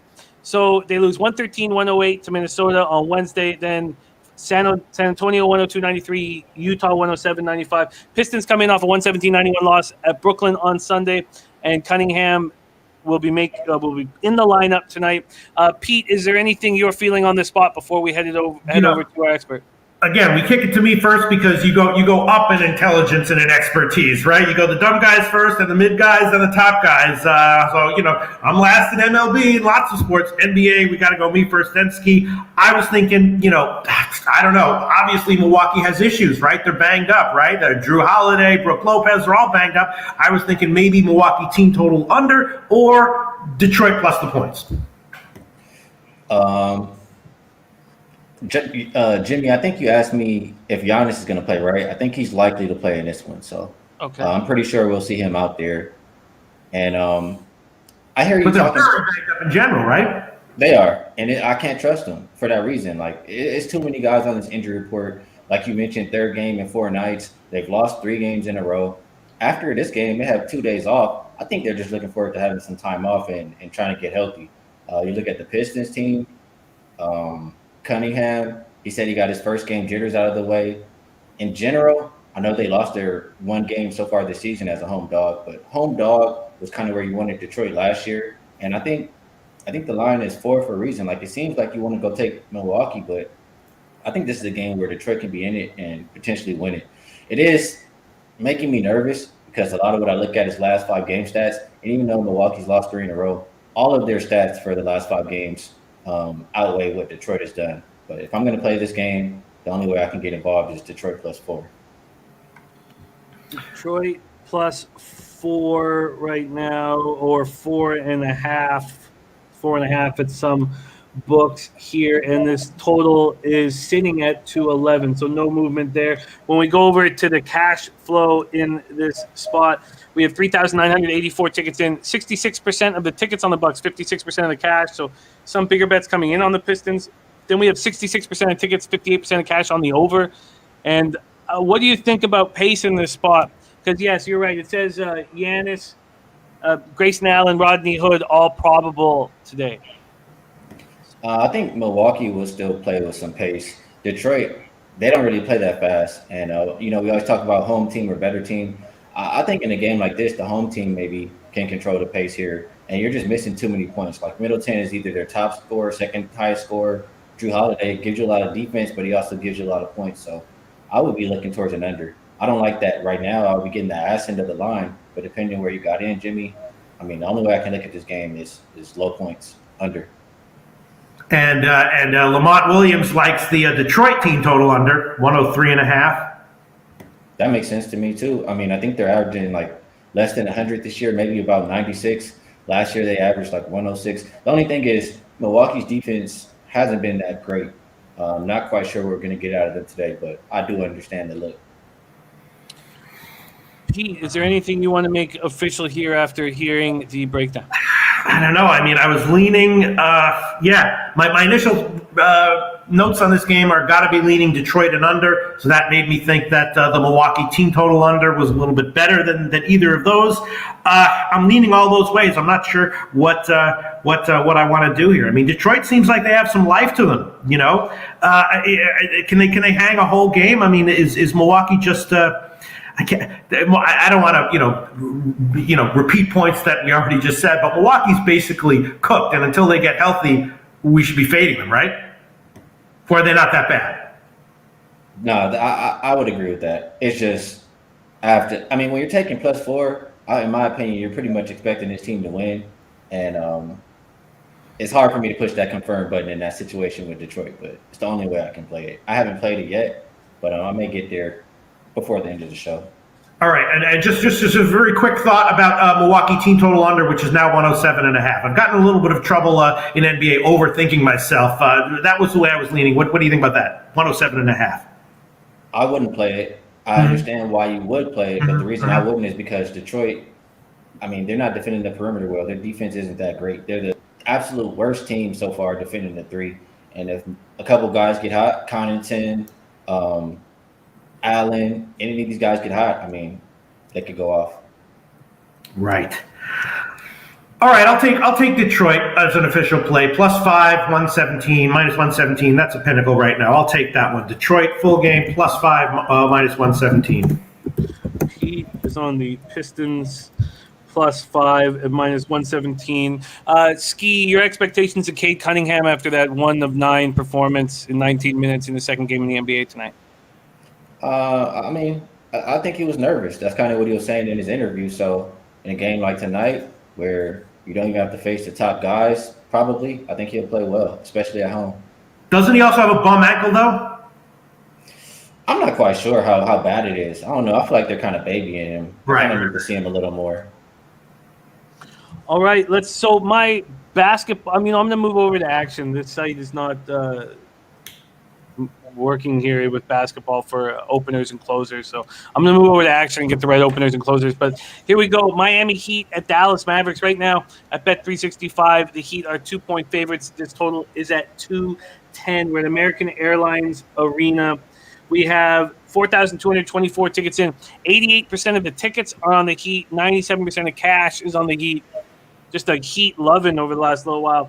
54% of tickets are on the over. 65% of cash is on the over. Heat pace so far this year, 15th in the NBA at 100.34 possessions a game. Mavs 26th at 99.17 possessions a game. Heat come in off their 4th straight double-digit win. 129-103 at Memphis on Saturday night. And Bam missed the Heat's win over Memphis due to a bruised left knee. I'm not sure what the latest update on him is. Jimmy Butler playing very well, 25.3 points per game. Very proud of what they're doing defensively as well. Hero, 22. Bam, 20.6. Bam, 14 boards. Lowry, 7.2 assists. And Duncan Robinson may have got out of his early season funk. He had been hitting 28% on threes this year, went 5 for 10 against Memphis.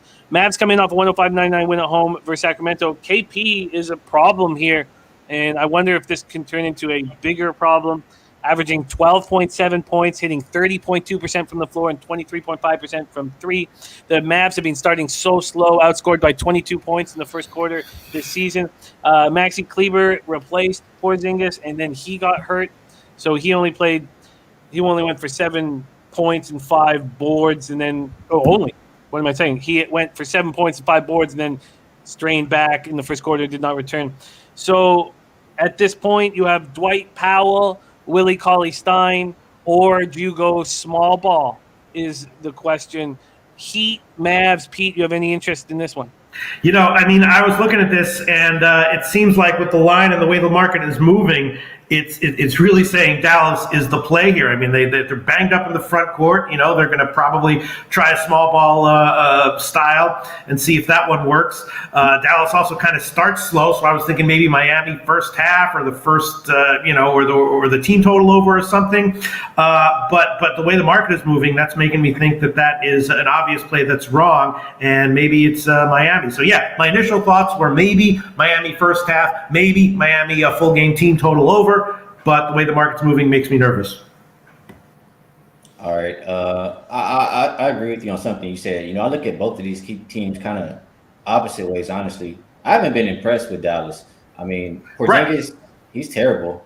I don't know why he's complaining about having more of a role because he doesn't deserve one. So him being out there or not, I don't think it really bothers Dallas, but I just don't think they're that good. And they play tomorrow. So if they're like losing by margin in this game, they could just punt the rest of the game off. But hearing you, Jimmy, say, what was it, 90-something% of everybody's on Miami, that also doesn't make me feel good to like that side. But Miami's played well. They played tough competition to start the season. And they're, 5-1 against the spread. They're winning games by, I think, 17 points per game or something like that. So I've been extremely impressed. I know their starting five is good. To start the year, I said they're pretty top-heavy.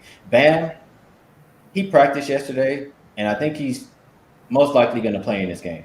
So as long as we have him, I have confidence in the Heat. I look at last 5 game stats. They're better all the way down the board. They're the number 1 defensive rated team. And Dallas, I mean, a lot of the NBA right now is shooting 3-pointers and who can stop the 3. Dallas is not making a lot of threes. They don't have the best 3-point defense, and the Heat are the opposite. They're 11th in 3-point percentage, and they're top 5 in 3-point defense. So I would be playing. And also, Pete brought up a good point as far as Dallas, maybe a little bit more of a slow starter. I looked at first half margins, Dallas minus 3.7, Heat plus 10.2. So I think the Heat -1 in the first half is the way I want to go here.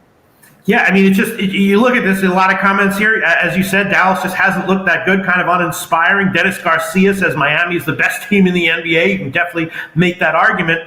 So it's a very suspiciously low line. No? It is.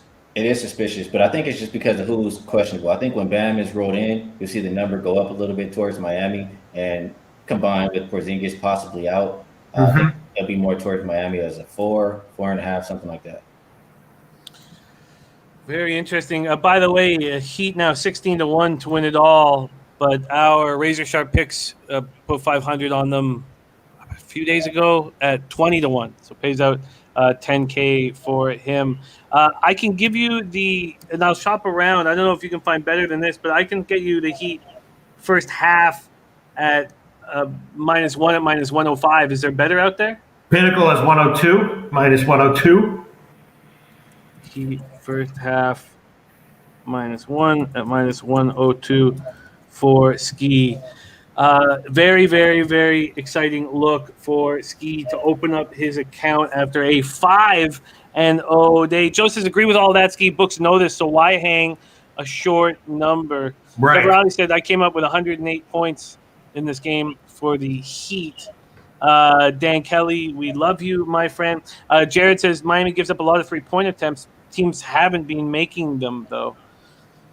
All right, Skee on the board, first half -1 at -102 for the Heat. Is there anything you want to add here, Pete? And I was thinking about, God, it's so tempting. The Miami team total over at 105.5. Skee, we talked about Dallas in the last show we did with you, and you said that, obviously they've been playing a very slow pace at that point, like third in the league, and you said they won't be that slow going forward. But what's your take in general right now on Dallas's pace and defensive capabilities?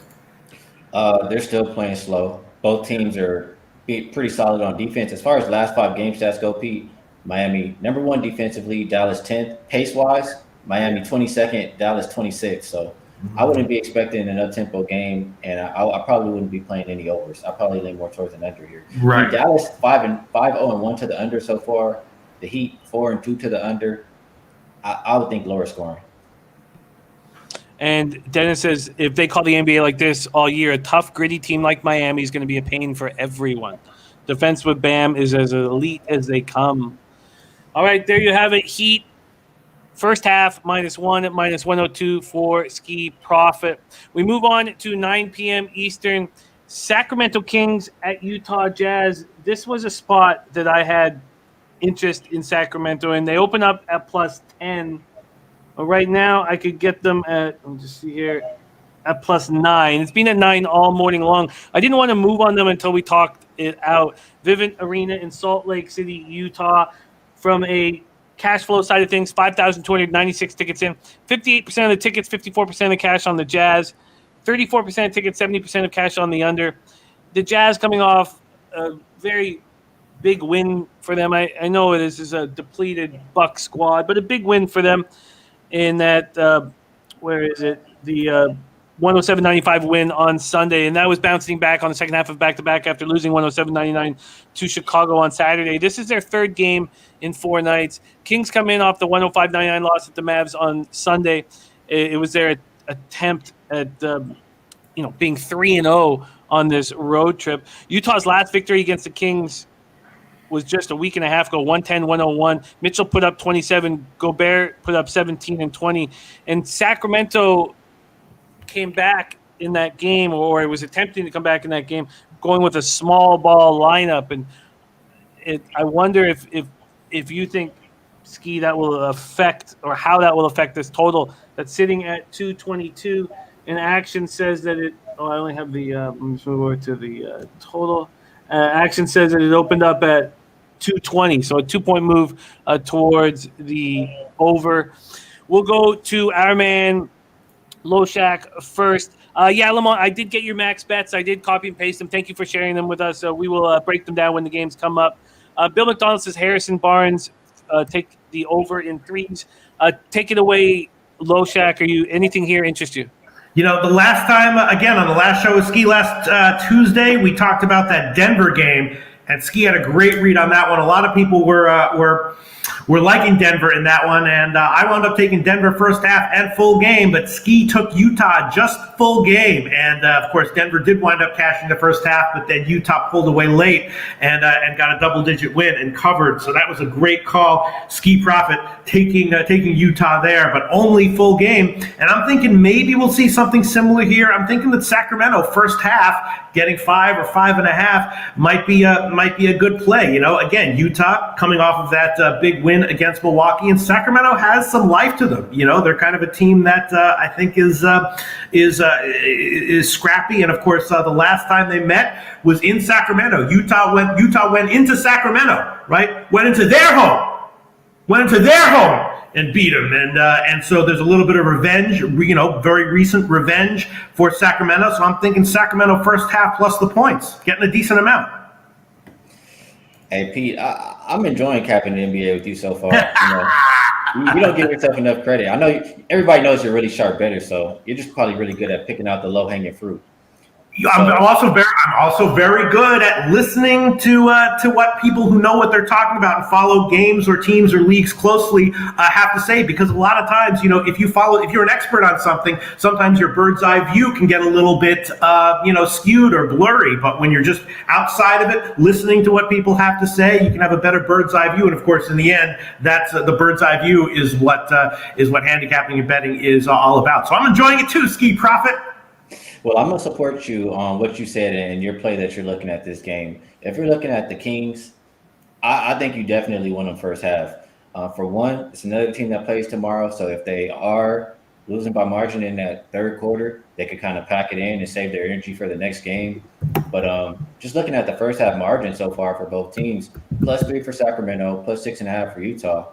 The second half, that's where things are kind of falling apart for Sacramento. Right. -5.8. And they have the worst second half defense in the league. They're ranked 30th. So I agree with you. If you do like that Sacramento side, you want to get in and get out. And it's kind of true, the same thing that you said, about the Denver game. I can see Sacramento keeping it close here early and then Utah pulling away late. Utah a lot better at home than on the road. They're 5-1 against the spread so far this year. They're winning games by an average of almost 13 points per game. So I look at that. And it reminds me of the Utah team that I saw last year. But there's a difference. And the reason that I'm hesitating a little bit to take Utah full game, even though, last 5 game stats, everything leans that way. Rebounding, defense, everything. But they're not shooting the 3 as well as they did last year. So how are they winning by margin? It's because they're defending the 3. They're number 1, defending the perimeter. So if Utah can play that lockdown defense and Sacramento, as the game goes on, starts to give it up, I would lean Utah, but I think more so I like the under.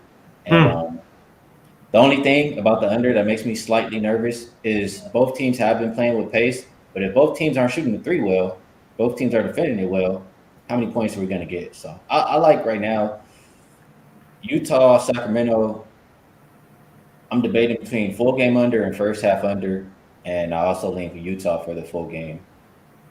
Okay, and Top Shelf Play says Utah first quarter, Kings start off the game cold. That's not a comment that someone would make out of nowhere. He's got a reason to think that. That concerns me. What would the reason be for Sacramento to start off the game cold?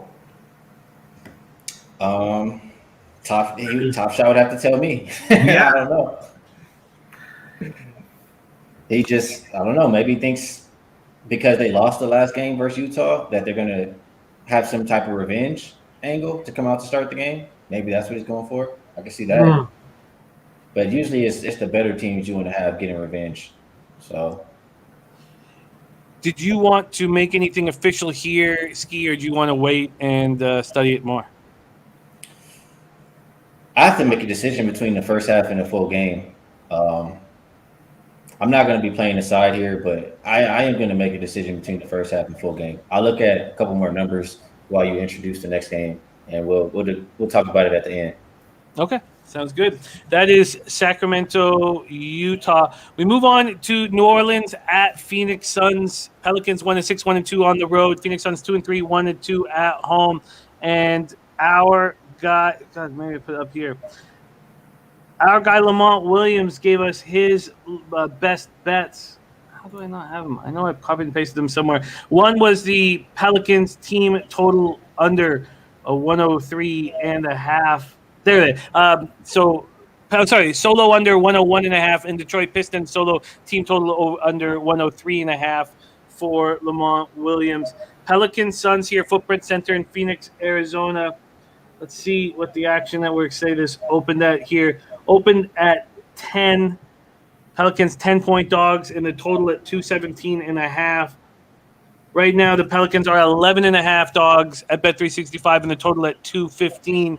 So a 2.5-point move towards the under. When we take a look at the cash flow in this spot, we have 2,547 tickets in, 52% of the tickets and 74% of the cash on the Pelicans, yet it's moved 1.5 points towards the Suns. And then we don't know the cash at this point, but 56% of tickets are on the under.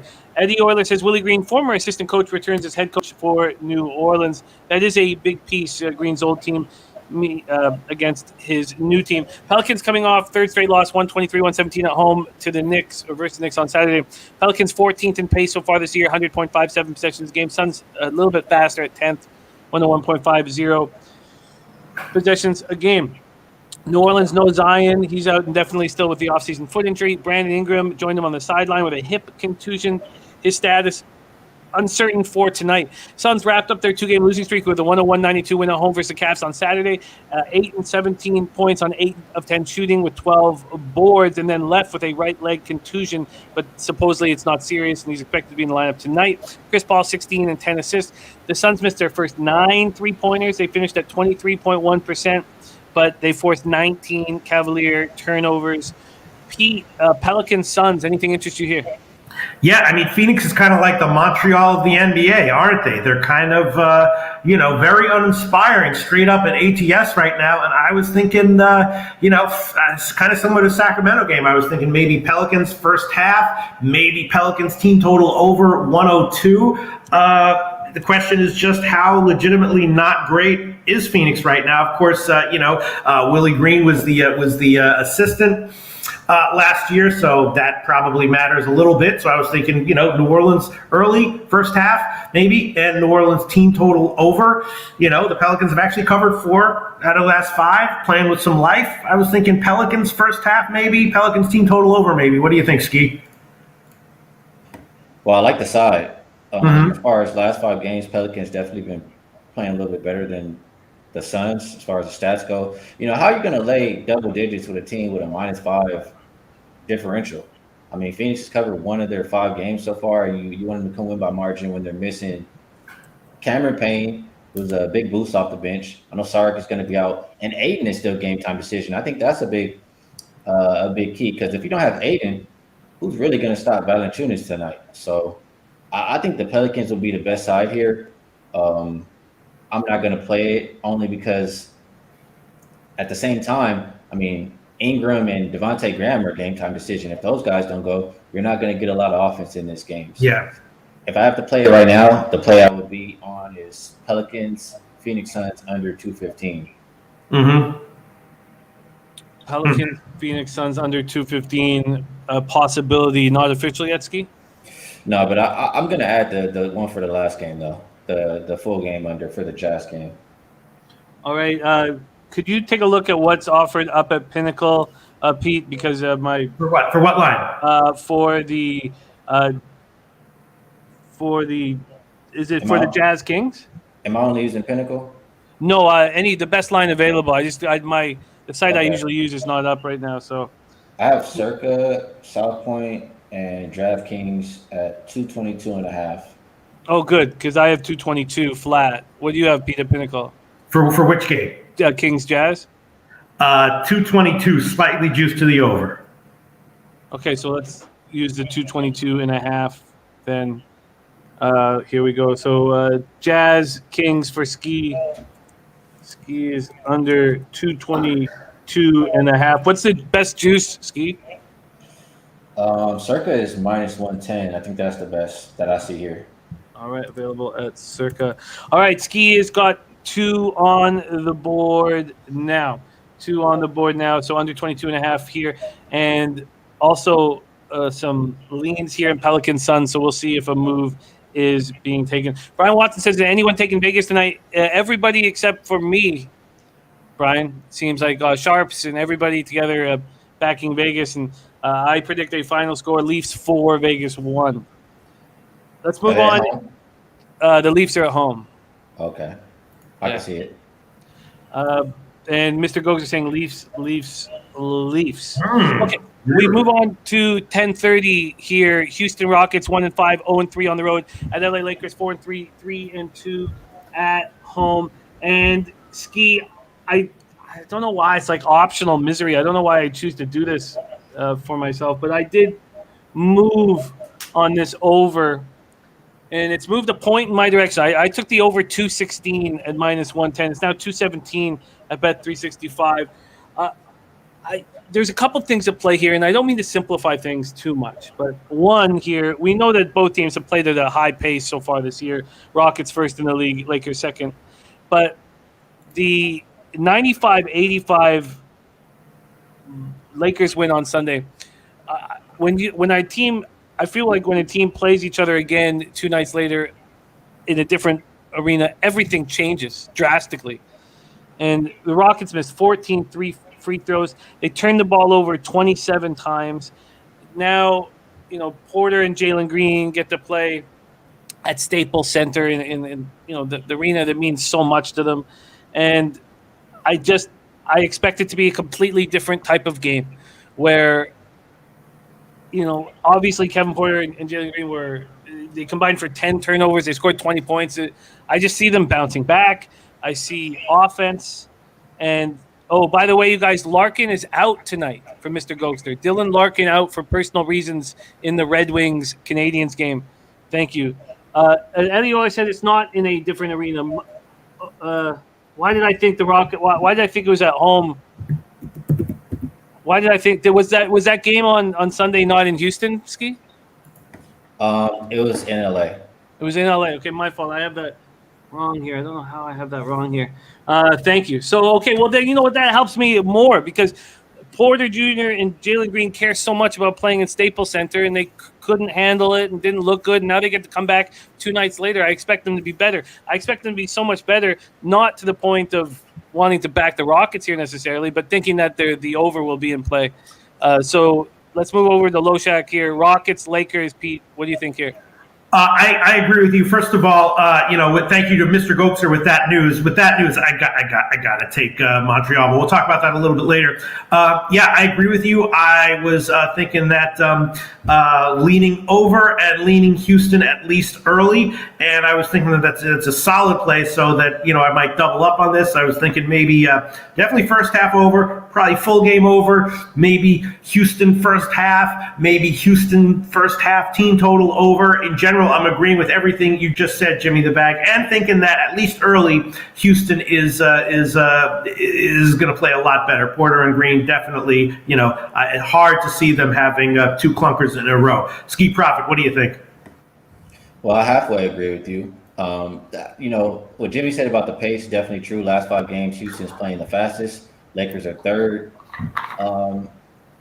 It's just, this is how I feel about this game. I think as far as the Lakers are concerned, you have to obviously see what's going to happen with LeBron and Anthony Davis. But I think the Lakers care more about playing the next game.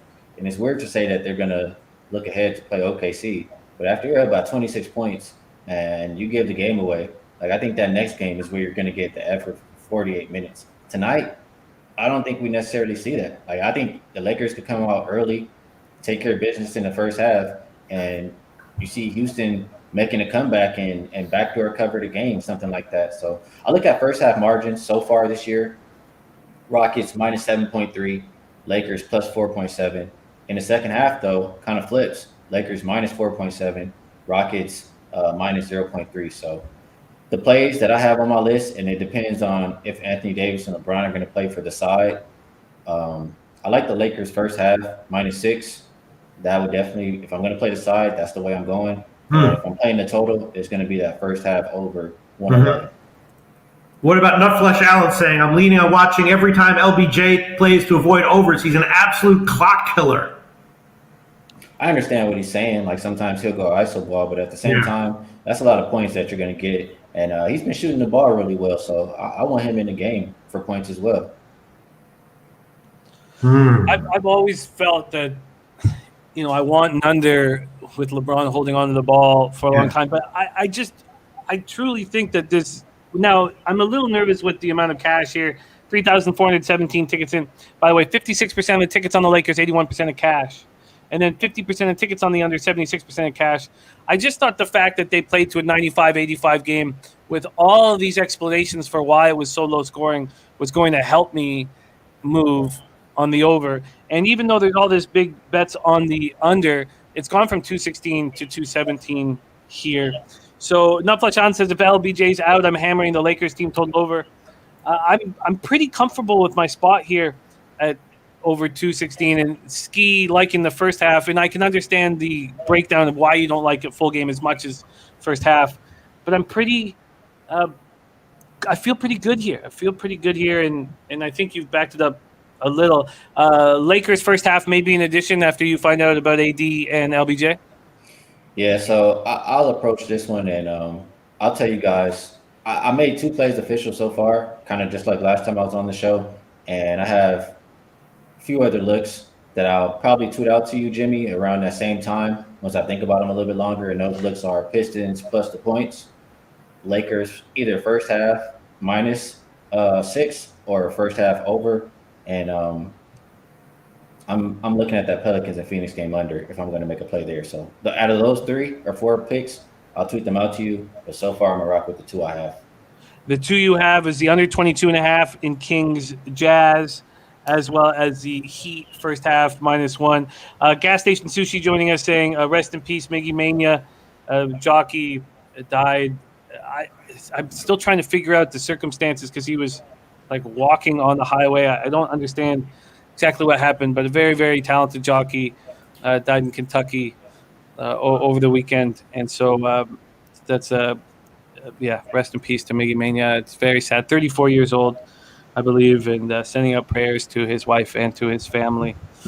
Astute Chaos says, Skee talked to me on the Utah-Sacramento first half under 112.5 at -106. Kevin Riley giving us a final score of 106-91 to the Lakers. Birdie, I can send you I probably already have it, but just in case, just DM me your email address. There we have it. There is the NBA breakdown. So I'm on the over 211 at -110 in Milwaukee, Detroit, and I'm on the over 216 in Houston, LA Lakers. I talked about Skee's 2 spots here already, and for Pistol Pete Loshak, I have you on the Pistons +5 at -117. Are you adding anything to that? Let me add on the. I don't know. God, so many people saying they like the under in the Lakers game, but then Nutflush Allen Rockets play zero defense. And Jimmy, you like the over, and I kind of like the over as well. Kevin Riley though predicting under 200 points. Eddie Oiler. I'll mention this to you real quick, Pete, on that. Go ahead.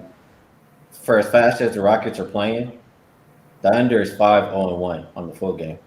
Right. Yeah.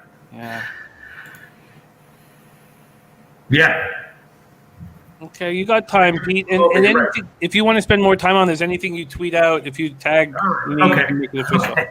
Sure. Viper says, I like the under, but pass. Top Shelf says, just pick the Lakers. And Eddie Oiler saying Lakers 95-85 Sunday. I love that. I love that was the score. They're playing 2 nights later. I just feel very good about that. Nutflush Allen says Rockets play zero defense. 3-1 is the record on fading the Rockets with team totals over their opponents. Eric Jones giving us a final score of 114-98, which won't get there either towards the over. So it makes me a little nervous. Skee, thank you. Woo Poker says, I love how y'all engage with your viewers. Appreciate it. It is our commenters that make this show so special. We've known that since we started. So we're very, very thankful you guys roll with us. Give us your insights, share your humor, share your angles, and inspire us to work harder and try harder. Skee Profit in the house, coming off a 5-0 day last Tuesday. You can catch him every Tuesday right here on Loshak and the Bag. We are so honored that he joins us. He's also the star of our 4 p.m. Eastern show, NBA Pub Hub, NBA Pub Hub. That's with Dutch Boy Fresh, Babano, Trotwam, and various guest spots, throughout the week. Thank you so much, Skee, for sharing your hard work and insight with us. Follow him on Twitter at Skee Profit. And man, is he running off 5-0? So last week on shows that I was on, Skee, you went 8-0. That's hard to live up to again, but hopefully we can keep it going. Holy shit! 8-0! Holy fuck. I don't think I've ever said that before. I've never had a guest come on and go 8-0 in a week.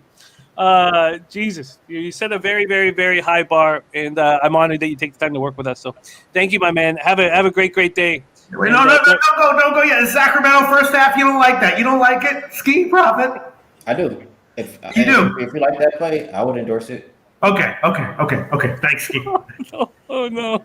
Oh, wait, there he goes. There he went so fast. Oh no! Okay, good. He's back. He's good. And Brandon Ingram, that's huge, right? Definitely huge, leading scorer type. So they need him. Right. Okay. Thanks. I thought Loshak was going to cry. Skee, any last words for the great cappers supporting the show? I just appreciate everybody's support. I appreciate you and Loshak having me on the show. And good luck to everybody. Hope everybody has a winning day. We could just freeze frame Skee in the background just so Pete knows that he's still looking over us, just watching us. All right. Okay. Have you ever had a guest come on and go 8-0 during a week, Pete? I don't know if I ever have. I don't believe I have. I've had some guests. I've had a lot of guests come on and lie about having gone 8-0. Actual 8-0? Yeah. I don't know. Hell no, I don't think so. I mean, I didn't check. I just assumed they were all lying, but maybe one of them was real. I don't know. Yeah. Wow. Kev Riley's been so hot. Is going heads up with me on this total in the Lakers game. Heads up, Kev, bag, heads up. And I really like this total. It's moving in my direction, and I'm very comfortable with all of it. Right. Okay, here we go. NCAA football, and we have a very interesting taint play. We've already been given the Taint's Astros. Taint play today, but we have a parlay that includes a game tomorrow. So that's the Taint play today for tomorrow. I will drop that when we get into our third game here. Top Shelf 5-1 yesterday. Great job. Okay, so Pete, when we go over to NCAA football, I have good news. Yeah. Things were looking. I got off to a great start. Then I was starting to get destroyed. And I've been battling back. I'm coming off a really strong week, and I'm now just down 1.55 units on the season. 43 and 40 down 1.55 units with an ROI minus 1.87%. And I am 3, 6, 7, 9, 10, 11, 12. I'm 13-3 over my last 16. So we are moving in the right direction. I mean, I will tell you that in my handicapping career, long term, in every sport, that tends to be my curve for the season. I do, very well in the second halves of almost every season. I often do very well in like the first couple weeks, and then sort of like the middle part of the first half is when I have some big downs. So that's I've definitely I adjust my bet sizes accordingly, and what you're describing is very familiar to me, Jimmy the Bag. Start off with a nice opening bunch of weeks, then suddenly feel like I'm a little bit lost, record goes down, and then second half is solidly profitable, usually wind up positive small. And if I hadn't bet the second half of the middle part, the second half of the first half of the season, I would have been up a lot more than I wound up overall. You know what I mean? Yeah, that gives me peace. Also, something you've been saying about biting off, don't bite off more than you chew. Yeah. I've been kind of letting Saturdays go a bit. The only thing I had was Fresno State on Saturday. Mm-hmm. Another thing you talk about is like listening to cappers. We had BJ Big Boss come in, so he had a monster week 2 weeks ago, and then last week he was a little under 500. But I played it over and over in my head, all the games he gave us, over and over and over and over in my head. And I went for a walk, and I was thinking about it, and then I only moved on the Rebels team total over. They didn't cash the full game. They cashed the team total over. And I only moved on Fresno State, and he gave a great breakdown as to why Fresno State worked. So it was a really nice – we're moving in the right direction. Let's see if we can continue it. We start with Ball State, Akron. And, again, I'm not sure if these market moves are up to date, but I will let you know what I have here.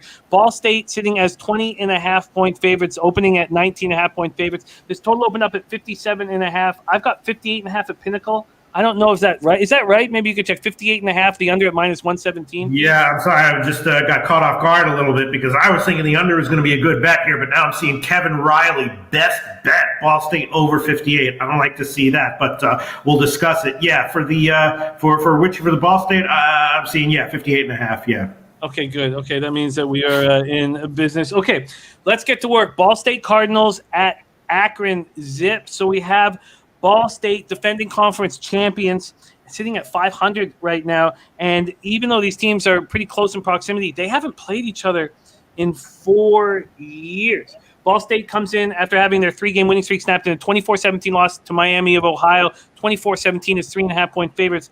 Akron comes in off their second straight loss, 45-10 at home to Buffalo as 13-point dog. It sort of felt like Akron had been moving in the right direction, and that is not the case. It's surprising here that Ball State isn't better. I mean, they have so many weapons coming back from last season. Drew Plitt was supposed to be a monster this year. He's averaging just 199 yards per game, and that's with all-MAC receivers Justin Hall, Johannes Taylor, Ja'Shawn Jackson. It doesn't really make sense why this offense isn't hitting at a higher state. Averaging 116 rushing yards per game. They're just not as good as we expected them to be. Akron giving up 449 yards and 39 points per game certainly seem vulnerable. Will Plitz turn out? I mean, I don't know why they've been struggling so much. I mean, can you believe here, Pete, that Akron and Ball State get about the same offensive yards per game? Like around 335 yards per game. I mean, that's... Yeah, I mean it's shocking, and it's possible that Ball State will come in here and try to prove something offensively. In which case the over would be a good play. But I think Ball State still has confidence in themselves overall. They've got a tough road game at Northern Illinois next, and then 2 home games. And it's going to be not super cold, but in the 40, in the upper 30s, maybe around 40. And my sense is that they're not going to be looking to run up the score. They probably could if they wanted to, and they might, again, because of what you just said about Ball State underachieving offensively this year. My sense was that the under was going to be a good play, but I'll be perfectly honest with you, Jimmy the Bag. Keep it 100. And most people, when they say that, are lying, but I don't when I say that. I bet the overnight line at 58.5, and I was worried that on the show it would be at like 56.5 or 56 or whatever. But this morning it was 58, and now it's back up to 58.5. And now I'm seeing people like Kevin Riley saying that he likes the over at 58, and some other comments coming in, kind of razor sharp picks like this over. Top Shelf Plays has 30 to Top Shelf Plays like the under. It should be 40 to 28, but now he's saying 30 to 21. So I guess the game. Look, if they were fully motivated to go over and have a big offensive game, Ball State could definitely do it. My sense is that the under is a better play. But I want to read some of these comments here. Well, while you're reading them, the Sharps seem to be all over the under. Do they? 54% of the tickets on the under, 89% of the cash. That's 4,236 tickets in. And from a money line perspective, 71% of tickets on Ball State, 97% of the cash on Ball State. Slatsy and North End are discussing whether they're going to move here on the Habs. I'd love to know. So thank you for asking that question, Slatsy. When listening to your breakdown here made me think that it would be a first half over that you'd want to take, because it's Ball State's offense that needs to awaken. What's going on with Drew Plitt? I don't understand what's going on here. Is this a get right spot for this offense in the first half, and then do they shut it down because of their big game coming up next week? No, I don't think it is. I think the offense will be like okay, but not great. And then be happy with a win and just get out of here. I think that at this point, based on the stats that I've looked at, it looks like their offensive issues are, if you want to make an educated guess and just time an unexpected improvement from their offense, you could do that. And it wouldn't be a shock if that happened. But I just have their offense as right now rated as just pretty mediocre.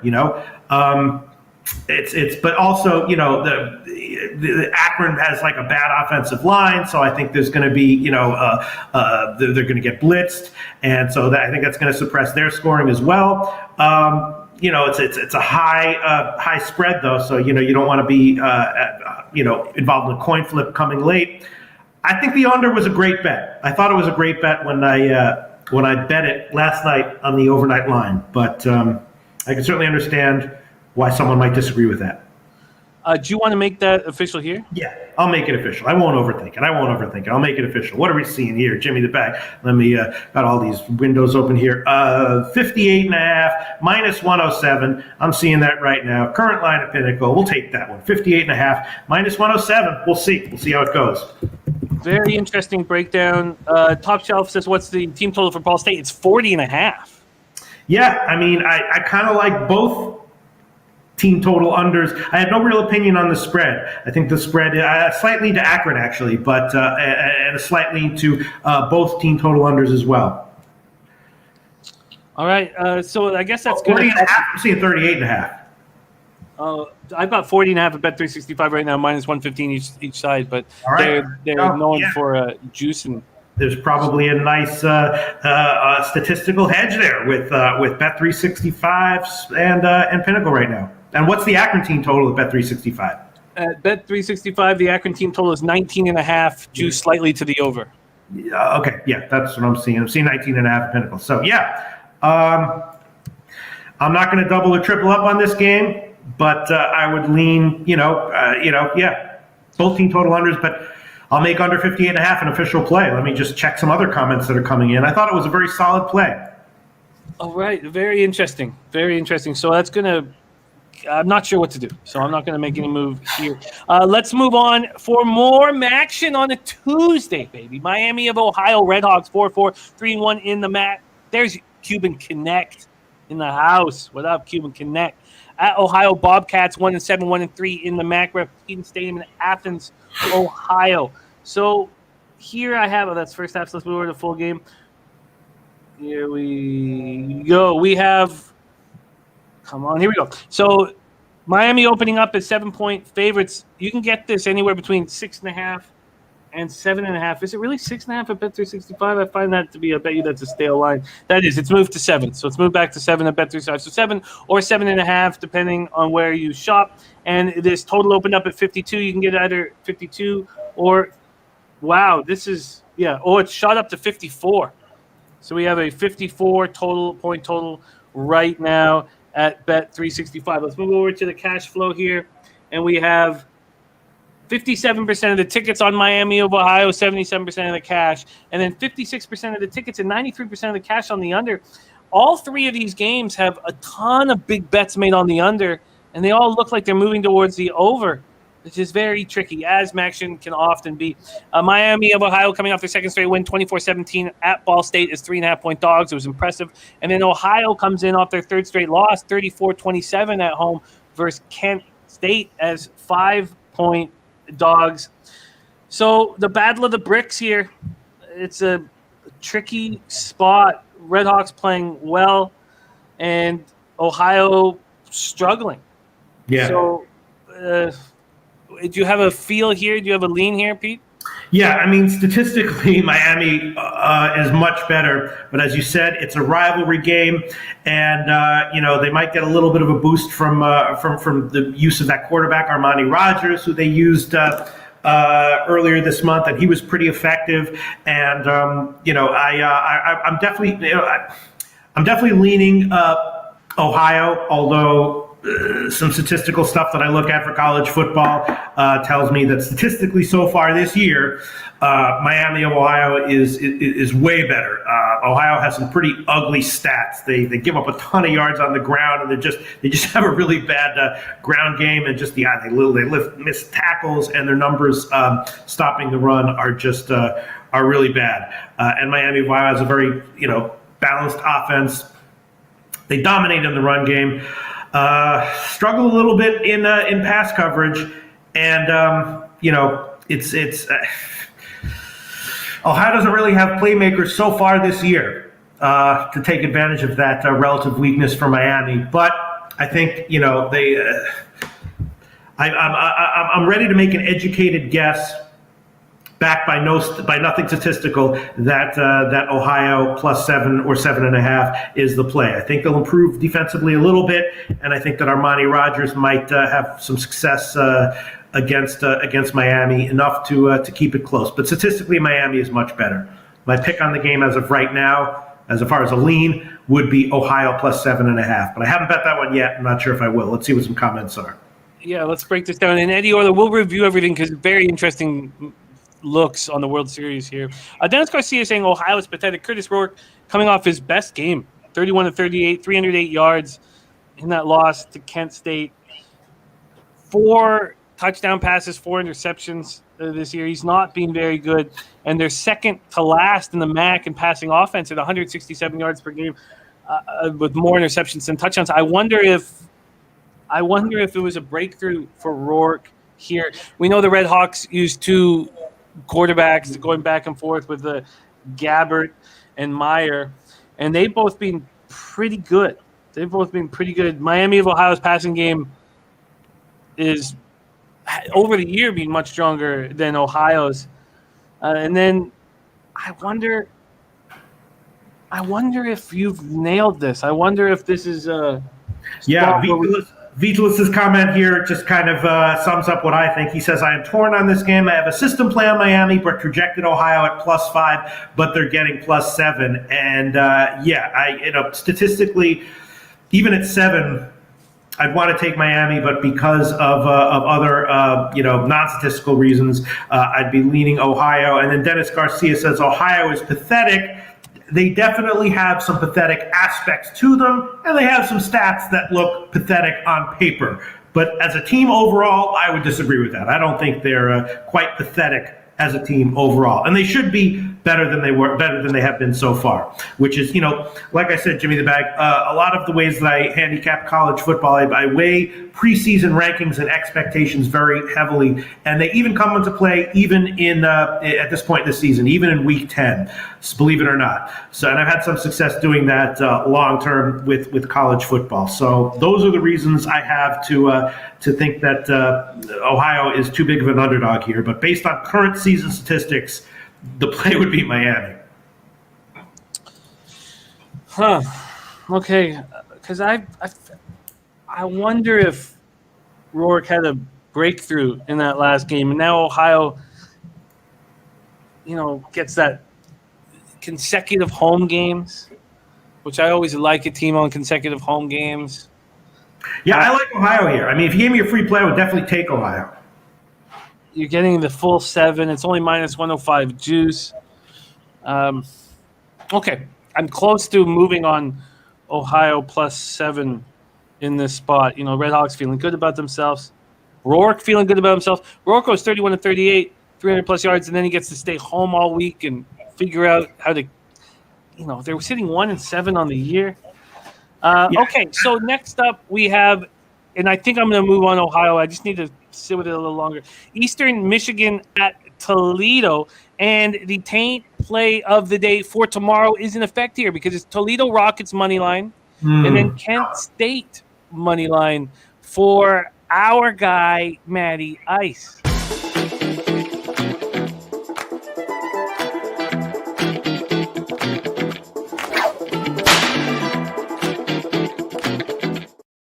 So Eastern Michigan 5-3, 2-2 in the MAC. Toledo 4-4, 2-2 in the MAC. We're in the Glass Bowl in Toledo, Ohio. Eastern Michigan comes in off a 55-24 win at Bowling Green. They were only 4-point favorites in that spot. They beat up on Bowling Green. Toledo comes in off a 34-15 win at home versus Western Michigan.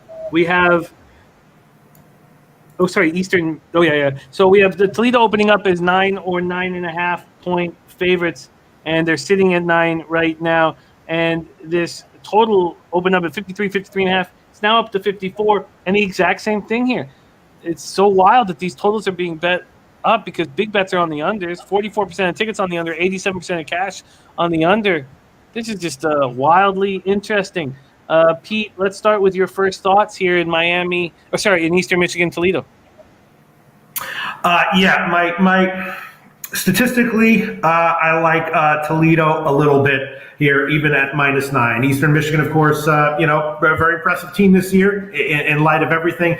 But, their ground game isn't that good, and this is definitely going to be the best overall defense that they faced in the MAC. And I think that Toledo should have a strong defensive game here. I was thinking maybe about a shot with Eastern Michigan team total under. Toledo's offense should be better than it's been, and it's just that their offensive line has been a little bit. They've had some injuries, and they just haven't played as well as they should have. But the playmakers are definitely there, and I think this might be a game where maybe it's close, but then Toledo pulls away late. We've seen what Toledo has done this year, right? We talked about Toledo, didn't we? We talked about the Colorado State game where I took Colorado State because it was a bad spot, but Toledo is definitely an extremely talented team, and the defense is excellent statistically, and so they're kind of up and down. They had the home losses of double-digit favorites in Northern Illinois, which is not a shock, and then they have the great game against Western Michigan, who has a very strong offense. So they're one of these teams that where you would expect them to look incredibly good against an elite team, and then at some other point in the season get blown out by some team you thought was crappy. If they play roughly close to their top form, they should win this one by double digits. So my leans are Toledo minus the points and Eastern Michigan team total under. I'm not sure what I want to make official, but that's my take on the game. I like it. I like that breakdown. Breakdown. I mean, Eagles allowed 242 rushing yards against Northern Illinois and 200 against Ball State. So what's Brian Kovac going to do? He's just probably going to run all over these guys, which will then, of course, open up the pass. I get, the Toledo's only averaging 24.8 points per game and 5.72 yards per game in conference, which is crazy. And when you find out why could that possibly be happening, why are they not scoring more? It's because their offensive line is being so bad. They've allowed 29 sacks, 59 tackles for a loss in 8 games. So, and then go to 2019, I guess, is the best time. They had 5.2 yards per carry in 2019. This year, 4.5, even though Kovac is a monster. And then Toledo's at home. And then this is a spot, because they both have lost Northern Illinois. This could be like the Toledo has a pretty nice rest of their schedule, so they could ride this big win and then finish off the year undefeated, and then get a chance to play for the conference championship. So I can understand your thought here on Toledo to take care of business. It's just the 9 that scares me a little bit. I wonder what the first half is. I just wonder what the first half is. The first half sitting at 5.5. Natty Ice says it's also on national TV this game. Right. I think that I don't like the spot for the Eastern Michigan offense. So there's I am seeing 21.5 minus 117 for the under for Eastern Michigan. Maybe I'll double up on it. Again, I do like Toledo, and yeah, you're right. The offensive line has been head scratching and problematic, but Eastern Michigan isn't really a team that I feel comfortable giving big points to, but small, not huge opinions here, but definitely I think that there's solid, high confidence though. Small value, small positive EV on Toledo -9, but high confidence in that, and also the Eastern Michigan team total under 21.5. Huh. Okay, so are you going to make any of these official? Just let me scan some comments here, and then let's see what I'll make something official. Let's see. Let me see. Matty Ice, like in that first half look, says Toledo will have momentum early. Yeah, this Glass Bowl is going to be wild. It's going to be wild. Rayhan, nice to see you, man. Been way too long. Rayhan Hyder in the house. Great to see you. And Matty thinks he'll even add that first half onto his card. All right, I'm seeing a pinnacle right now, 8 minus 110. I'll take Toledo -8 minus 110 as an official play. Okay, sorry, let's do this, Pete, here. Sorry, what was that again? Toledo -8 minus 110. -8 minus 110. All right, there you have it. We came close to our 150 likes for $100 for somebody. We're sitting at 130 likes. I think I'm going to move on this first half. I also am going to move on to Ohio +7. I think they can keep this game within one score. So I'm going to be moving on those 2 spots. And again, the Taint play today for tomorrow is a parlay. Toledo money line tonight, Kent State money line tomorrow. All right, let's review all action before we put a bow on this. And we start with very interesting World Series here. No move for Peter or I, but we have the Taint play today, the spreadsheet play today on the Astros, and then Jose Seje play today on the Braves. So wild. Oh, and then now let me see if we can now find out if the roof is going to be open. Here we go. This year, let's see if this roof is going to be open. And here we go. And by the way, also news on Hellebuck. Yeah, he's not in. No, still no news on this roof. So we just know that World Series Game 2, the roof was open.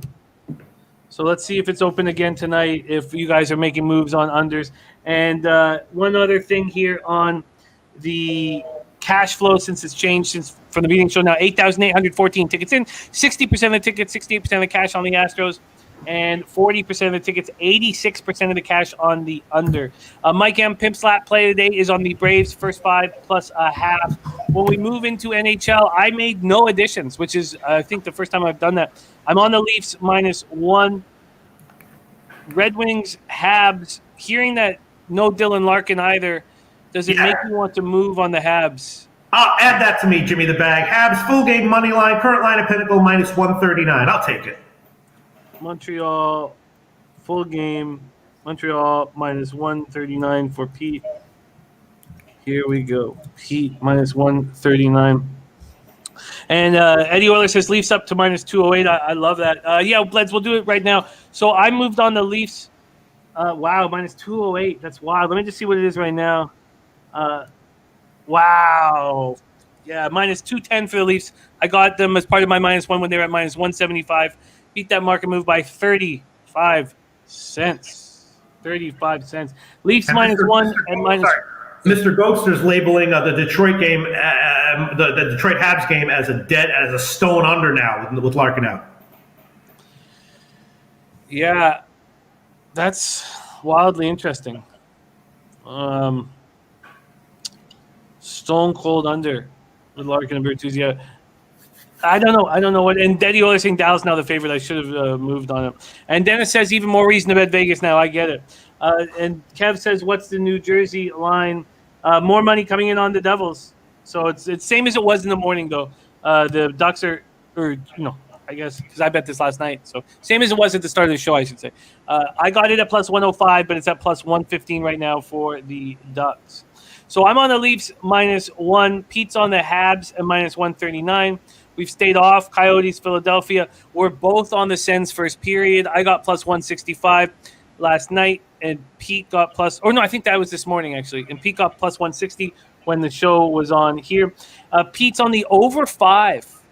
Safe look for Pete here. Over 5 at minus 167 in Stars, Jets, and Nutflush Allen talking about moving on the Stars team total over 2.5.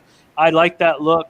And I wish I had have moved on – Dallas when it was plus 110 or even plus 105. It opened at plus 110. I could have got a plus 105, and I thought, you know what, that's not enough risk reward. But clearly with the move from Hellebuck to Comrie. But you know what, I don't trust.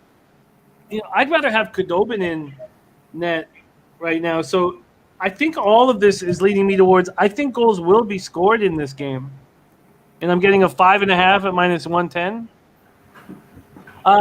I'm going to move on this over 5.5. Over 5.5 at minus 110 in Stars Jets. Over 5.5 at minus 110. I will be adding that. So I am making an addition to my card. Pete's on the 5 at minus 167. Preds Flames were off. Pete's on the Rangers team total under 3.5. Also juiced up at minus 157.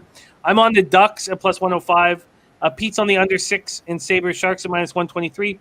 And then in NBA, I'm on 2 overs. And I'm not making any additions, I think, in this spot. I'm on the Bucks Pistons over 211. And I'm on the Lakers Rockets over 216. Pete is on the Pistons plus 5 at minus 117.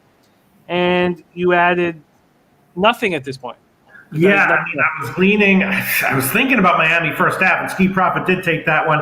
And I was leaning, Kings first half, Pelicans first half, and agreeing with you on the first half over in Houston Lakers, but I didn't make any of those official. And then we have 2 looks for Skee, and you can add anything you'd like, Pete, throughout the day. Yeah. Skee is on the under 222.5 in Sacramento and Utah, and he is on the Heat first half minus 1 at minus 102. And he's going to be adding play. So I'm going to be working for the big NFL show tonight at 8 p.m. So I'll be working all day. I will be listening. I'll have my ear to the streets if Skee makes any moves, any additions. Man, this is a treat to roll with you every Tuesday here, Pete. We love you, man. We love you. Are you in your new house? Yeah, look at me. I look like him before. People are like, is this guy homeless? Is this guy a spiritual leader? Now I just look like some dude who watches sports, right? Look at me, right? No? Look at this look, Jim. This is what look is this? This is just the fucking dude. This is dude, right? I miss you looking like a spiritual leader, though. Yeah, but like nothing is permanent, Jimmy the Bag. Even a fucking average dude who just watches sports knows that. You know what I mean? So I can comment on that to you. Even spiritual leader looks are not themselves permanent. Are you happy in your new spot? You like your new place? Yeah. I mean, we'll see how the games tonight go. You know what I'm saying? We'll see how the card goes. I can't answer that right now. I can answer that in 12 hours, Jimmy the Bag. All right, well, we love you, Pete. Follow Pete on Twitter at Loshak. So we are tracking, because we're starting the season with him, we're tracking his NBA and NHL. He's off to a great start in NBA, and just barely below barely in negative units in NHL with something we can back up. I will be following your Twitter. I'll go over your Twitter every week. So if you want to add any official picks in NBA or NHL throughout the week, feel free. No pressure.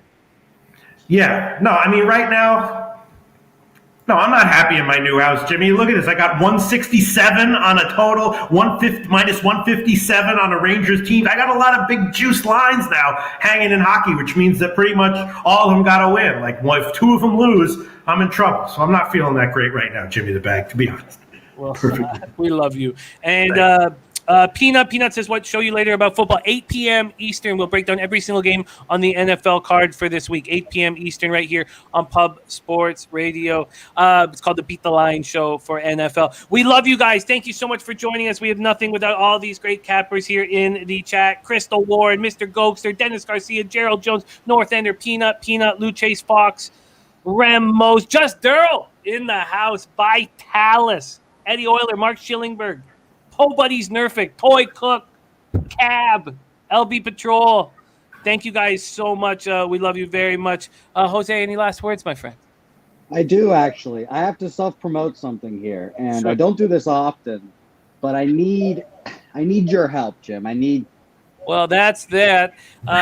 Sorry we couldn't come together and help out Jose in this time of. Okay. Sorry. What do we need? What do you need, buddy? That was brutal because I was still talking and I wasn't even looking on the same window. Okay. But No. I'm in a competition for Cowboys tickets, and I need people to vote for me. And I need people to vote for me at this website that'll be on the chat right now. If I win, I get Cowboys tickets, and I'd like to give them to my parents because they've never been to an NFL game. I haven't either, but I'd give them to my parents because they would enjoy that. And so I need everyone to vote for me in this contest. It's basically like, give your hottest sports take, blah, blah, blah. And I said that UTSA's coach wasn't going to leave, and he signed a 10-year extension like 2 days after I freaking recorded the video. So very convenient timing for me. But it's in the chat now. I just hit submit. Go vote for me. I'll be the one with the Reggie Bush picture on there, the Reggie Bush logo, because I used the college sports intro for it. But go vote for me. That'd be nice. I would appreciate it very much.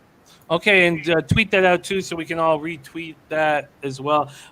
My dad, fresh off the Chargers Patriots game in LA, and he said that the Patriots fans were just being belligerent, and so he was asking every Patriots fan, what part of Massachusetts are you from?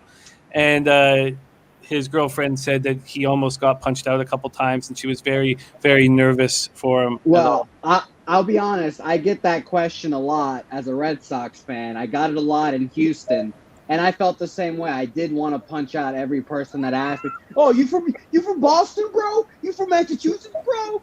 So I get that a lot too. I understand that. Yeah, he was calling them yahoos. Let me ask this yahoo: what part of Massachusetts you from? And I'd be offended if I got called a Yahoo. I mean, Yes. I'd drop the mitts right there. Let's go. Let me ask this fucking yahoo. Okay, we will retweet that. Good luck, and it's cool that you're trying to give that to your parents. We respect that very much. We love you, Jose. We love you, Pistol Pete, Loshak. We love you, everybody in the chat. Let's get paid in full. Let's have a great start to the week. And Pete, we'd love to have you come back to an NFL show on a Sunday here when you're available. You did go 2-1 plus 0.86 units on your first show. Yeah, it's all right. I'm just looking at these big. Pete, give me some energy, Pete. Be excited. You're in a new house. You're living big now. I took Dallas Winnipeg over 5 minus 167. Rangers team total under 3.5 minus 157. How can I be excited? They're hitting. I'm nervous as hell. We're hitting tonight. We're going to. All right, I'm excited. We're gonna do this. We're gonna go 4-0. The dog's gonna lose, but that's okay. 4-1 plus 3 units. We're gonna have a great night tonight, baby. Leche. Hey, those bookmakers!